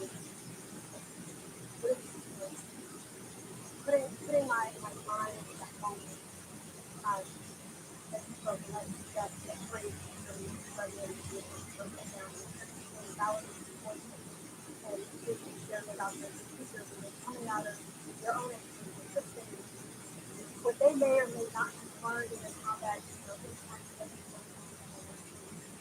about if educators are able to really come together and think about it in terms of their own move it to that space where they're able to do what you were saying, Justin, which is like those things, the skill and having such great but also looking at great moments of opportunity of what that happens during the community.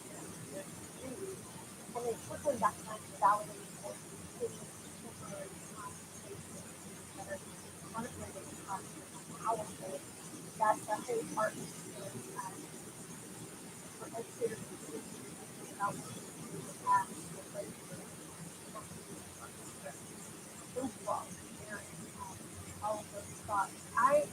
I want to circle back to Jeremy and ask him a question.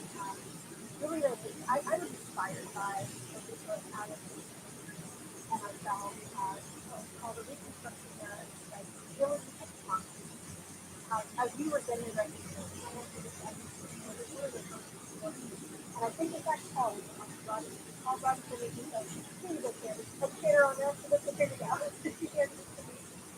this has been the big story about what education components of education. And I think that have you talked to us a little bit about what this was and then because I know that it was created some of this and what's happened in the last couple of years, but what was your thoughts on this? What was the motivation for you all at the time? Where did you all let's focus on this. Thank you, Beth. Yes, I look at one thing that we public at the end of the day. It does change over time. Quite a lot that is good and about it, and quite a lot that is disturbing.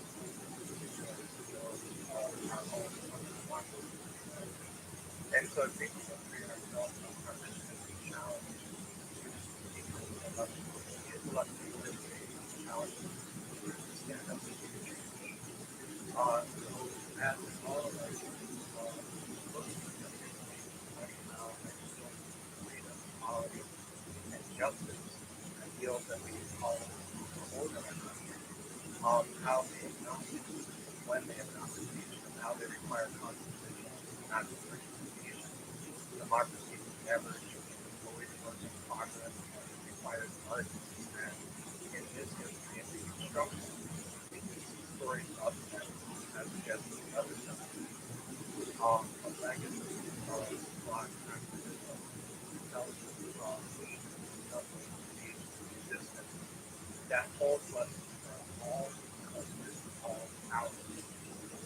So as another thing that we created our foundation on the Holocaust behavior, look at moments when ideals have been told for ourselves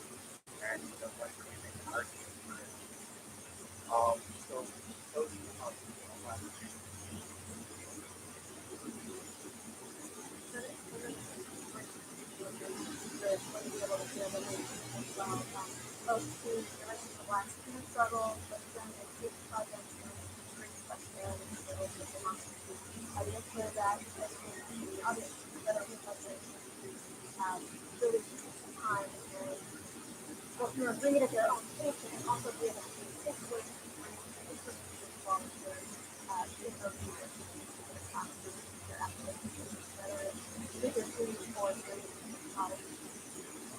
so thank you all for that. And I wanted, I know, definitely, Jeremy, you were kind of in the exhibition around the same time, and you really had a really stimulating perspective about the things that you really structured in our timeline. So I wanted to talk about Paul, who is private in the exhibition. So Paul, if you're there, in the exhibition and book, the timeline that you had, it goes from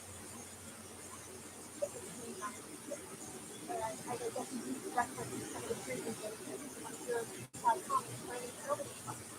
You often see the traditional timeline kind of getting it by 7 or 8 years.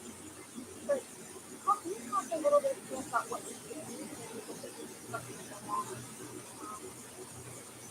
Wow, I can. But first, I just want to say, I want to say in the church, that Jeremy, because this is what we're here for us all. From you all, one thing, right at the kind of like that here, that our work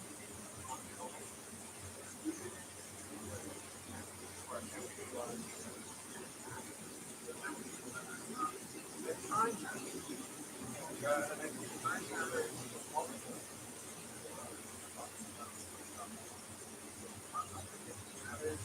spending the time with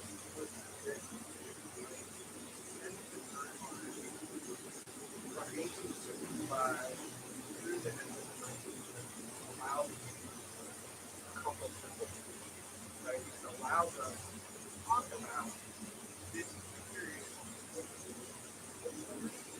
and the aspirational quality of the degree and the work that is done biracial and reconstruction the work of life, rising to the narrative of quality, hope and pride,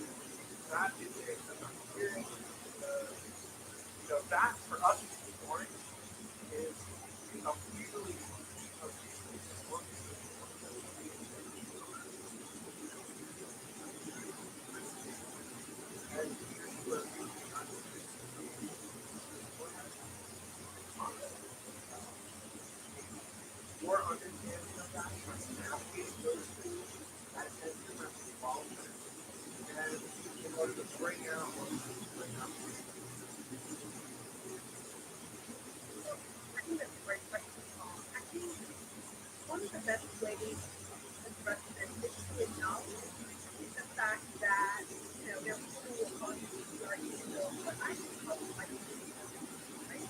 They're trying to sort of that what you did and what you put they it's bizarre for the ways that cultural instruments have and affect hurt like and so I think understanding what's happening with people versus you, but then understanding what your options, teachers being consciously alive.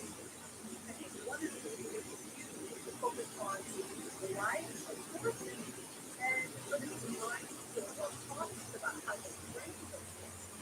So I would say, for example, we talk about stretching the brain period. I also think one of the things we really need to do is sort of rethink the geography of the structure. And look at, for example, what like northerners and westerners, where they sit.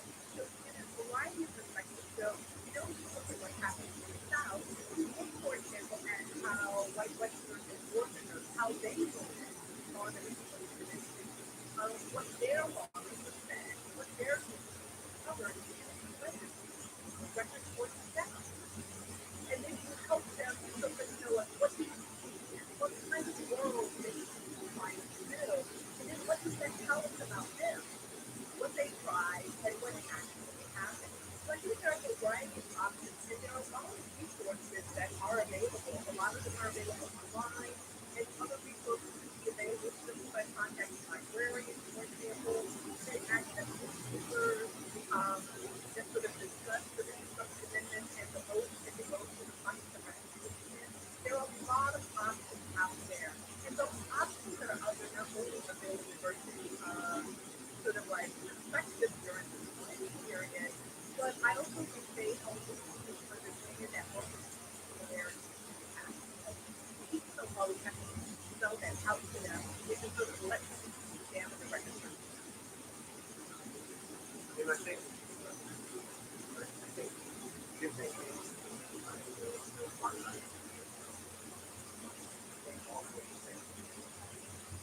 how we think about what is not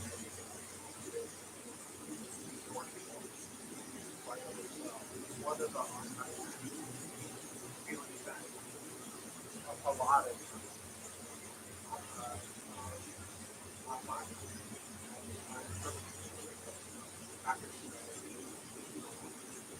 during the wonder what you think about what way about bringing that some might call a hard listening. I don't necessarily hard thinking about one of the ways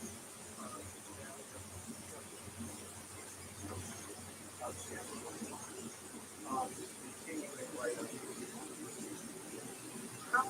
How do you think about that?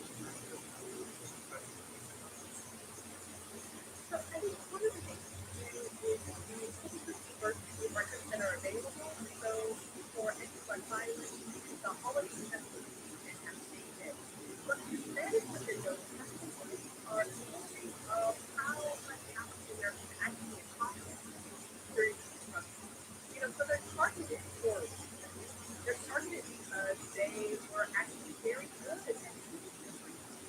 And that narrative, that actually challenges sort of public expectations about this person, that is just hidden as a number of people have alluded to.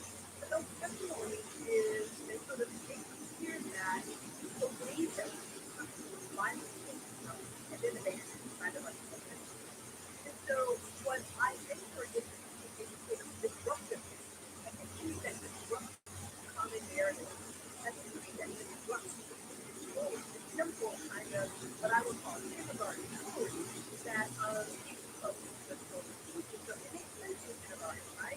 But what I'm looking for is that there's really that kind of simple story when they get pregnant. And that doesn't prepare them to understand the world we live in and doesn't actually exist. So that's I have a lot of fun. But it's really I just have to sort of think about what's appropriate for thinking. Some of the testimonies are actually quite graphic, quite devastating, mindful of the right and why and how. And so the work is there to be done. There's records available now covered. And so we have to be thoughtful about what they're doing and why. I think that'd be real. And I think that's some of the comments I love it too. One of the things that we talked about was the power of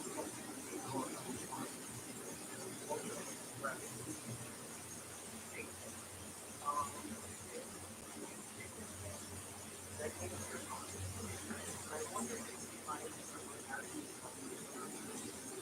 what you just mentioned,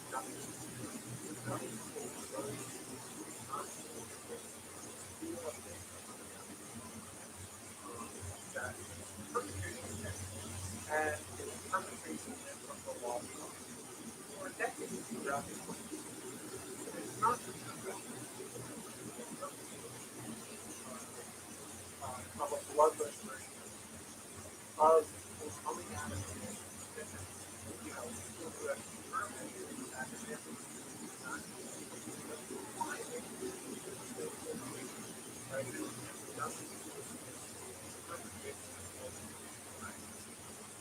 reality of ignorance of all sorts of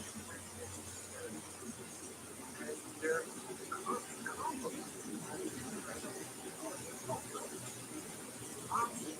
right? On and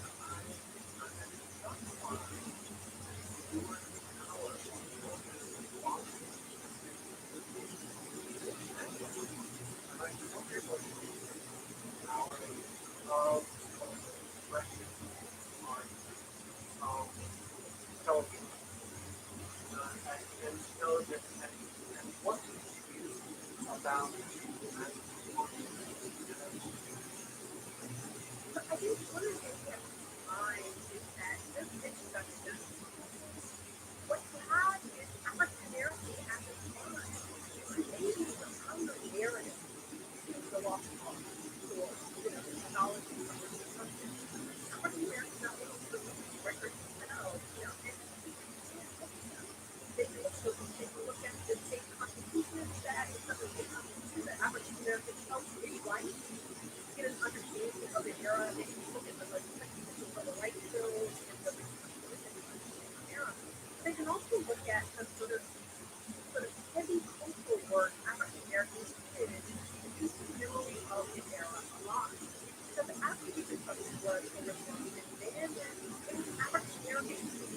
let go of their understanding of this power and role. And they pass that legacy, they pass that understanding on from one generation to the next. And that knowledge of how, generation would by a certain freedom. I'm so, just we talked about, the Black Freedom Struggle. The Black Freedom Struggle talks about, or it's sustained by an understanding of what was created during its moment and then what was lost. And that the nation is still involved and it's still at debt. It's currently there for time and it's still at the debt was full. So they continue to pass on that knowledge.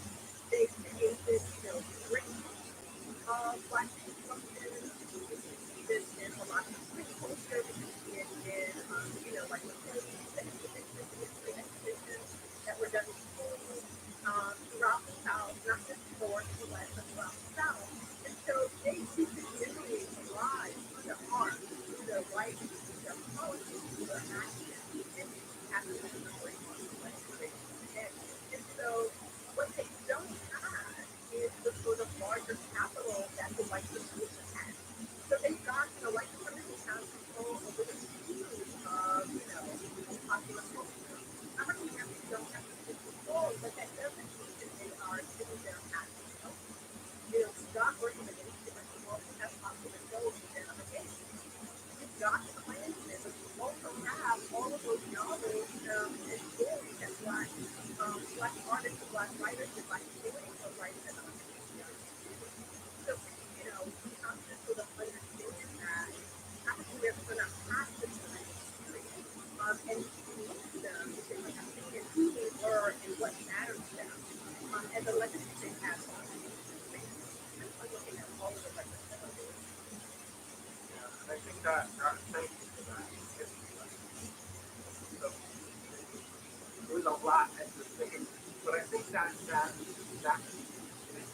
right, that narrative, that black something that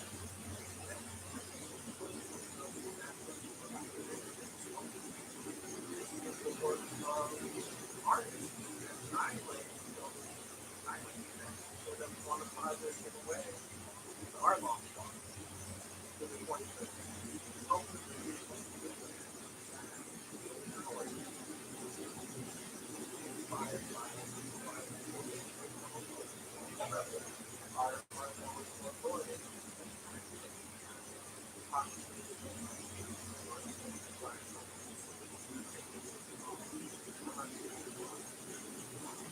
How would we understand ourselves? Exactly. That was a power provocative and then and what I was we are in a moment where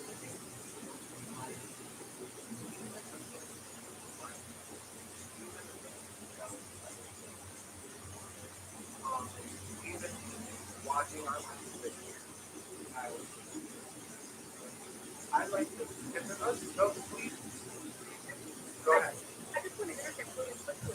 I think in that is what proponents of white Brazil are referring to, right? This is really not Black Americans. It's really all Americans. And we're told a much greater variety of Americans to understand how powerful this was and what was gained and lost. And because they have a sentiment of liberty and justice, they want to right and wrong. And what the people who are behind the will know is that they can start them up, if they can keep them ignorant, they will remain passive. And so, so this is why, like, I think it's important for teachers to not give up. If African Americans can't teach that control during slavery, then I think, teachers can sort of think about slavery about teaching this history and not teaching this moment where it's not only about sort of advocating and stuff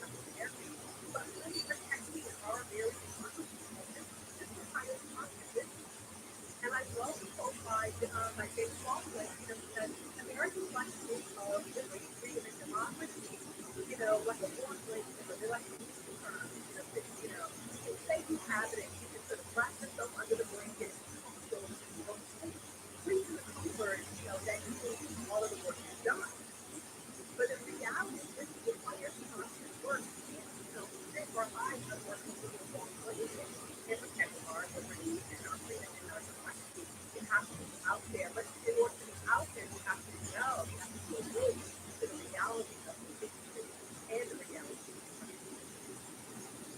I love that.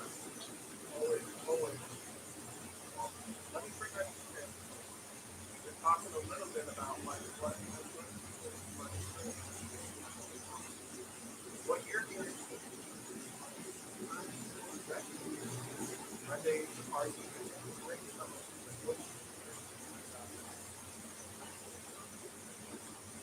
First of all, this role, a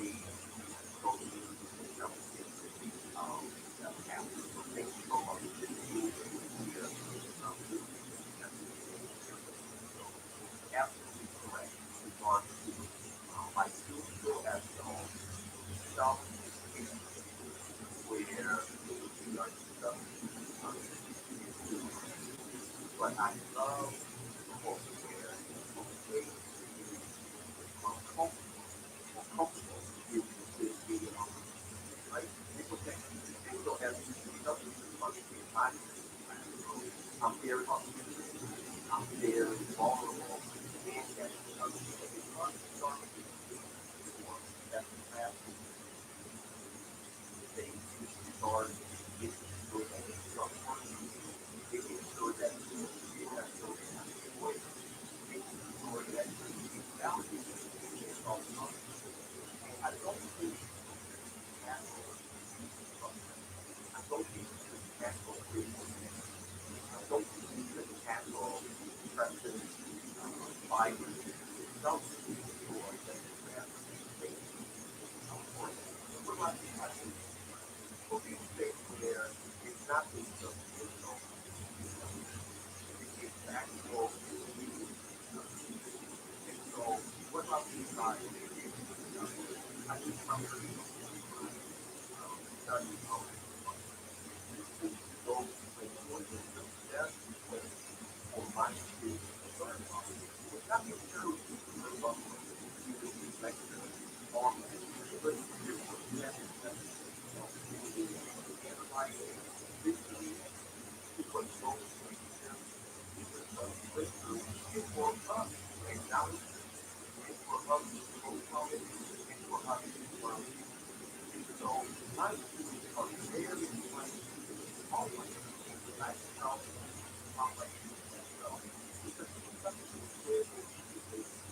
as I said earlier, it's so powerful.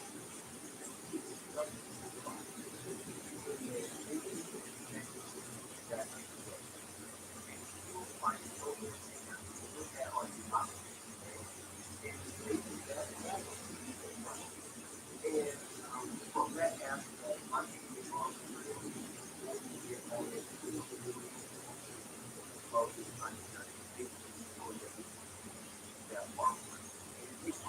all education. This one work really being the back that one I think that's so interesting. You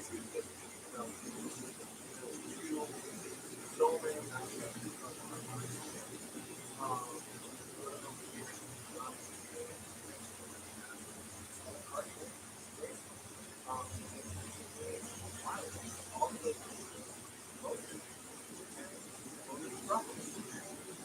and then one of the things that we really want to we discuss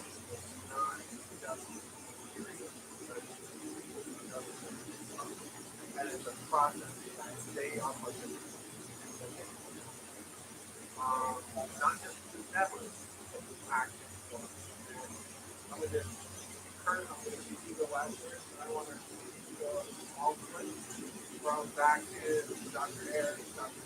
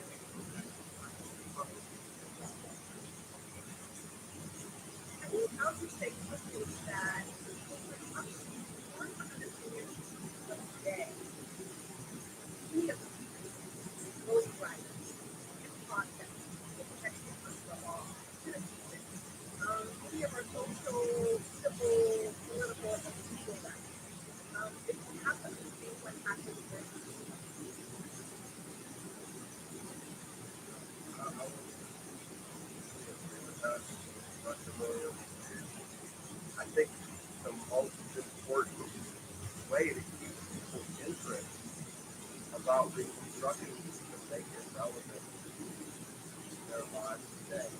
So there's really compelling stories of reconstruction in a narrative form, but also in connecting to what's happening in our society. I remember the era of reconstruction is the most that is always understanding impact on black organizations that are happening right now on the line of like violence. You also understand that Black Lives Matter movement was for the uprising. And I think that the attacks on critical race theories that are happening are also legible to understanding the impact on black people's story.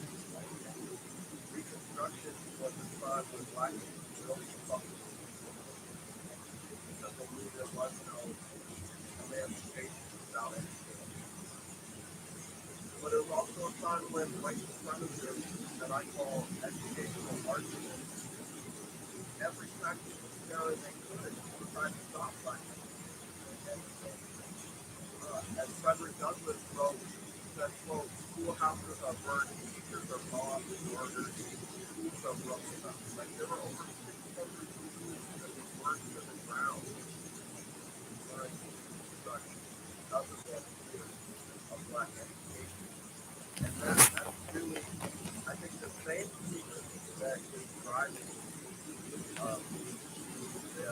back on any kind of anti-racist work today because they saw the uprising of 2020 and millions of people, like the largest uprising in U.S. history, as it was described by the Washington Post.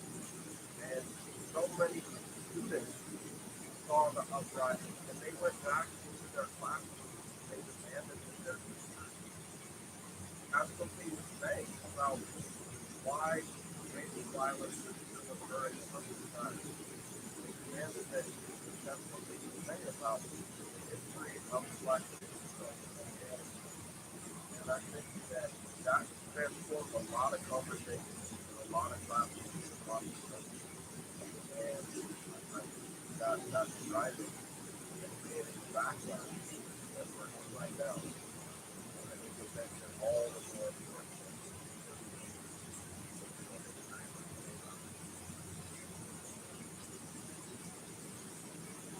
I can jump in and say that a basic history class culminates in this idea of being to participate. And in the case in this unit on Reconstruction, we center that discussion on the responsibility and our duty to get the history right through schools. And I just think about Paul Raymond's and Dr. Williams' Raymond, nothing makes sense. Literally nothing makes sense. Our world today, understanding our country, we don't understand history. And so I think that we have to uncover local history of Reconstruction, which is an American story that many things happen in order and not in order to learn yourself a story of life. And I think students around the country get excited about putting back the myths that have been perpetuated at all of us, centering Black people experience history, because it's ours and it's what happened and we need to take it into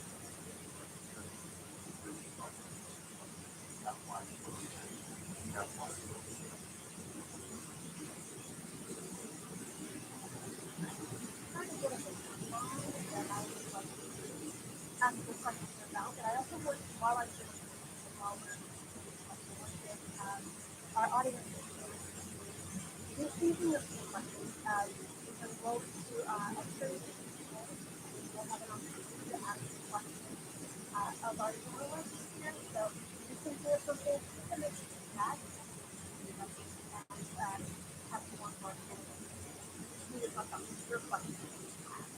So the question that I have right now for the new one that I featured in our past hour of discussion is that educators is part of what we're or part of what we do, part of what we're doing for the educators having a strong foundation, confidence in their own knowledge that is in the classroom. So the learning of how the learning of important help bring those forward to the students. And I think in ways that you are talking about it, helping more than on going down knowledge, but better than they can go into the classroom and how to create that space for you to get more, etc. And be able to then have one of these have the one that you go forward and also because history for our future. So my question to you is, so what are some of the people that you all that educators to learn for themselves? Thinking of education, I always look at my role here as one of my favorite audiences is lifelong learning. They're so brilliant on how and be scared. I love that concept. So what are some ways you can influence yourself of the age? Learn from it.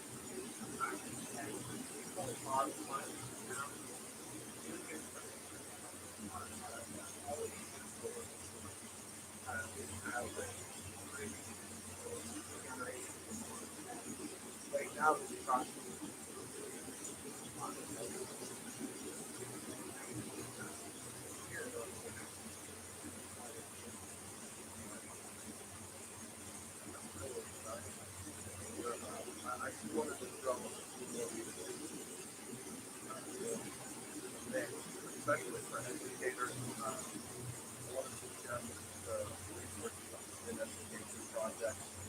So we offer free downloadable interactive lesson plans about music instruction, also about more in other areas. But we have lessons called reconstructing the South, role playing. We have a lesson called What is Possible, such a Became Possible, reconstruction mixer. We have one called 40 Acres in the School, role playing what reconstruction could have been. And we have one called Skilled Reconstruction, trial. Within education, report also report. We have a whole section on lesson plans, different age groups, podcasts, lectures, panels, films, archives.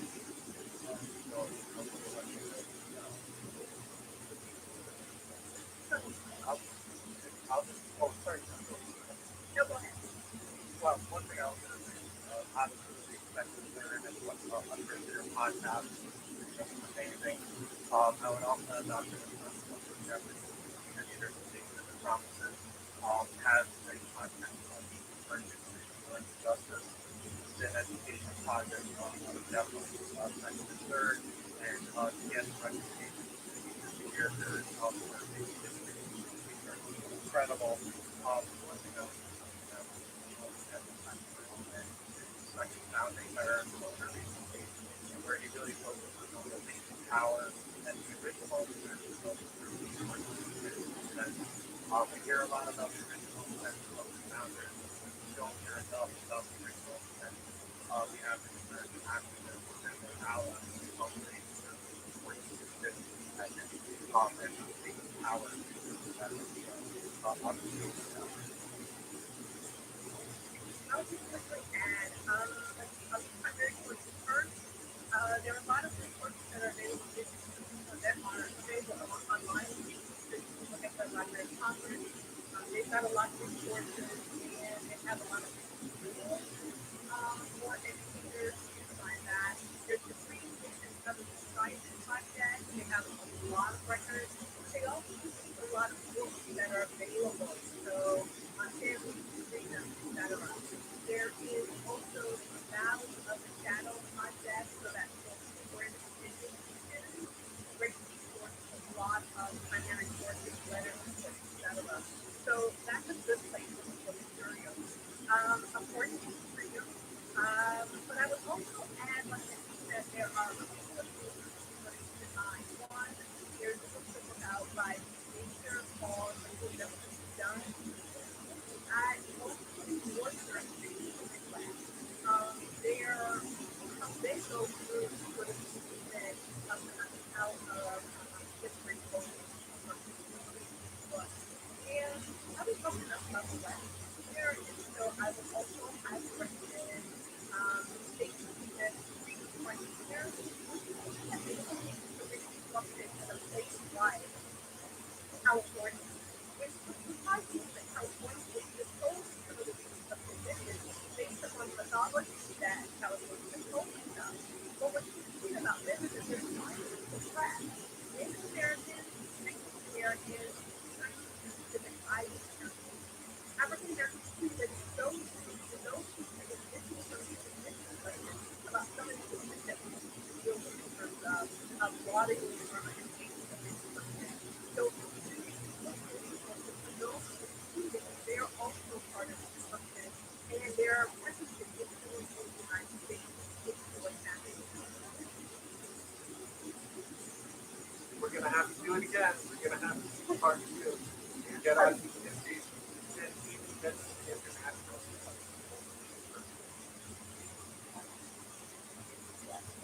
Promises, yes, we'll do it. One of the things that I call out is that a number of the resources that you all educators fulfill their own learning as lifelong learners, and this is also free in the classroom. I think that is so powerful that it's rich so multiple, so multiple levels of what and then giving you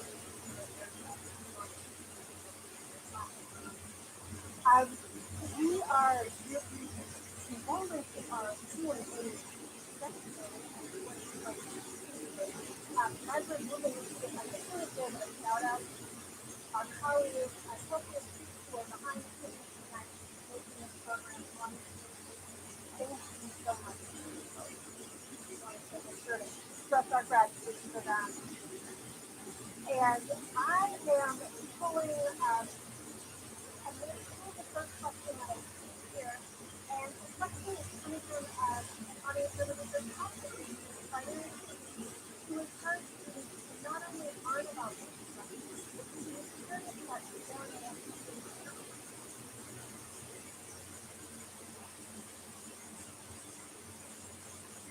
One thing I would mention quickly is that let's make it a website. We have a whole section of teaching resources on our teaching strategies that are written up for therapy, taken out the content, and there's a ton of content that's great examples of discussion, paper and exercise, how to do it up, responses, and styles, and so definitely take a look at there.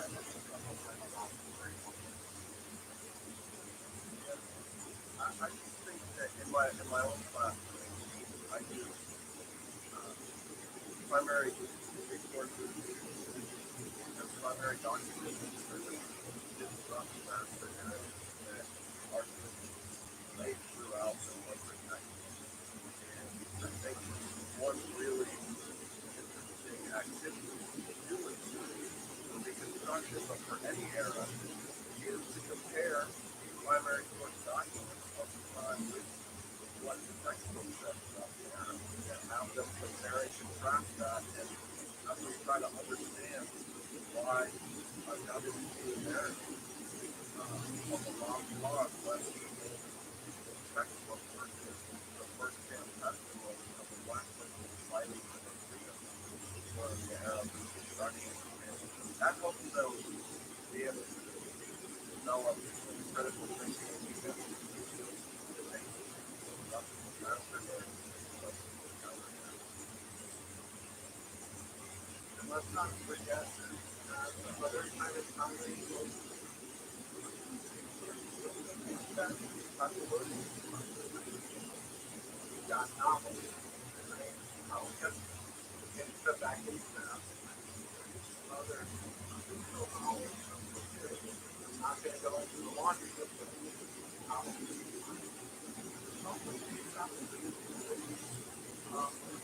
Black writers around Reconstruction or we were talking about certain styles. One of the most novels around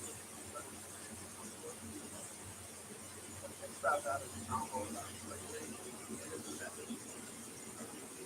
Lots of people are navigating their way around the world and grappling with music, writing, phenomenal way. And there's some young adult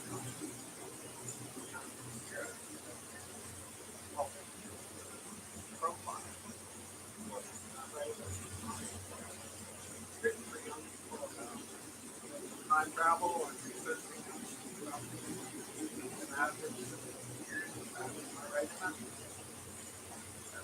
oh, California. Yes, I'm Michelle Cole, Black Living. Actually, there's a author's talking about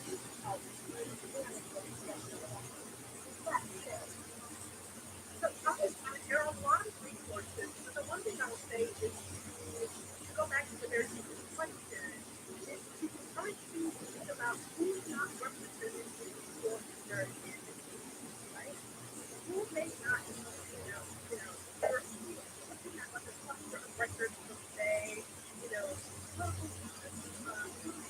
like Randy Douglas, and what not to do, where will we have to go to figure out what women are, right? Or about someone, what is she for about something?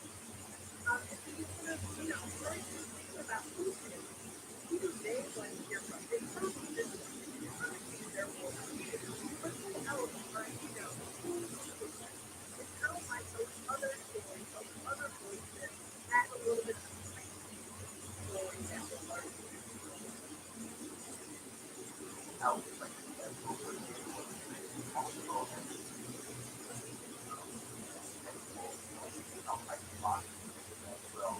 What I'm trying to do is trying to and get inspiration. So I consider the goal of that hip hop a method and hip hop connected at the main kind of what so I always see that the way to go or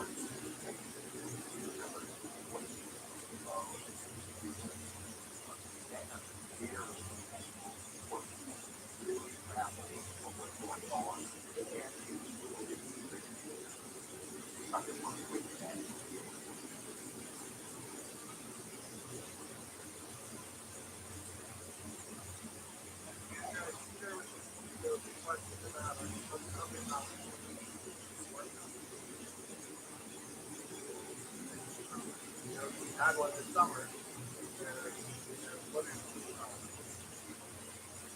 opportunity for workshops and outreach, especially, yeah. But as far as workshops that are just kind of connected as close to the we'll have to do a little bit of how that opportunity, is something on the kind of themes that are interesting and stories, reasons why we want to have this person is why we're having this conversation. So this moment tonight, we are happening at the beginning of the rest of our work around this. So beautiful to suggest that you all are out there as educators, participate in helping with us, or education questions, find out about our upcoming workshops and talks. We'll be doing some virtually so we'll have a lot of opportunities. When I send around some of the links and books, the registered things that are registered on our or with program opportunities to places where you can find workshops and events for both us and from Facebook and myself, as well as we have lots of opportunities that we continue to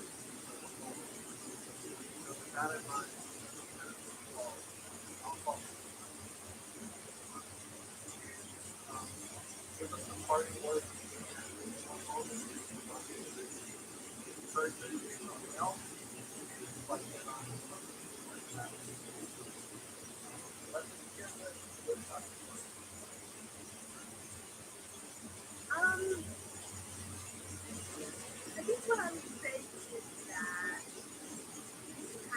based on what's happened, what is happening in this moment, got a lot of work ahead of us, but it's honor the struggle of this by understanding the power of working together, by understanding the importance of small individual but consistent acts towards justice and on the regular basis. And so this isn't something that we're going to do in rush to sort of roll back because we're dealing with this threat to our democracy. But I think they will happen, but we have to sort of pursue our responsibility for the work and understand that we can only do this by working together. And I think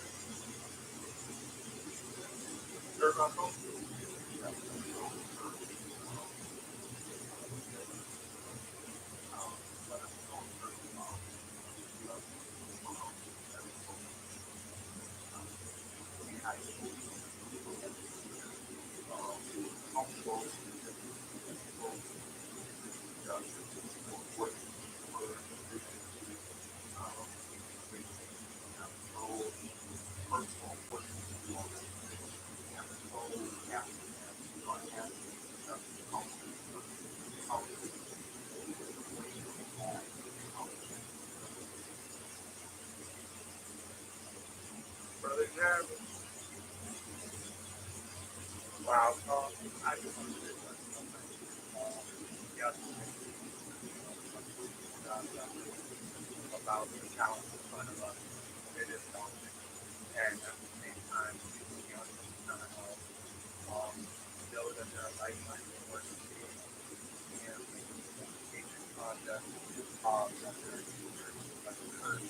We're really working every day to television, parents, be giving, and hopefully change our future to be better. It's something we can be creative. I'm very grateful that one of the panels that we found the way for all this critical comments in the chat. And just really say thank you and keep it up, everybody. Really great work.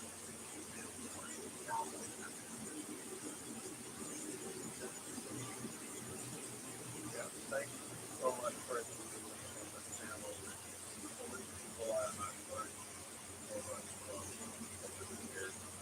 The great one. And I guess I'll just end where I began.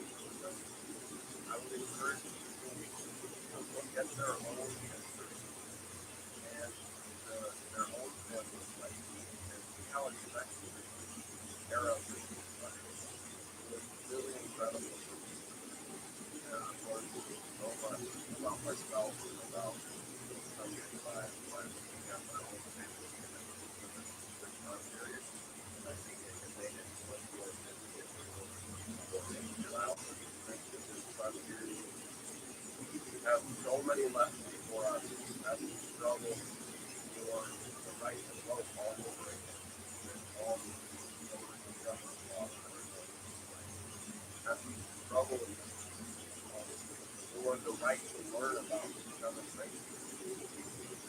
There's so many lessons that we must struggle with life. But we are going to do definitely. We're going to do struggle with life.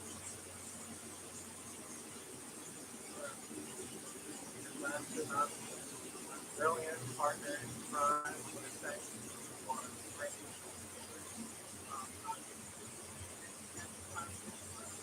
over and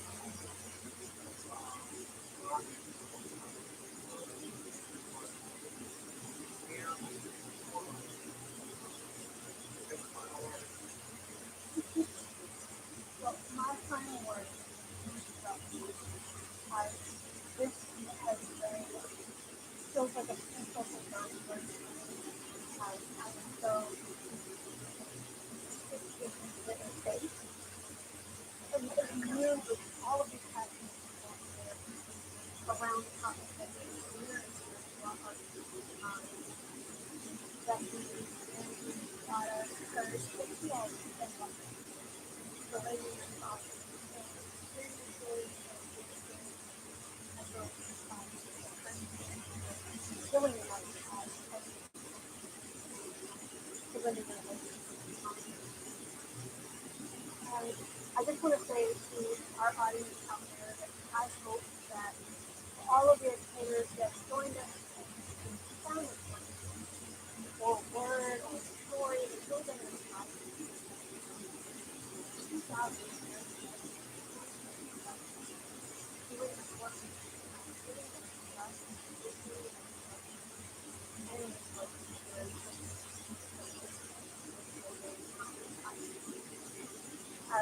to you, Paul, and all of our colleagues on the Make This Conference, this has been a pleasure. Y'all, learning through y'all and a lifetime experience. So, thank you all so much for that. A little bit of housekeeping as we close. We're going to get a hope that this is a moment for our audience to fill it out and talk about educators, important councils, I was seeing a another interpretation, like we actually survey as well. My heart, my mind, my soul is full tonight. I thank you all so much. I have a new reading list ready to go, and I just am so grateful for me and for the code of God in support of it. Well, so much.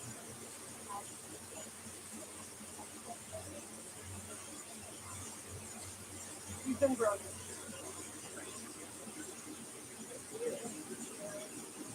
Have a good night, everyone.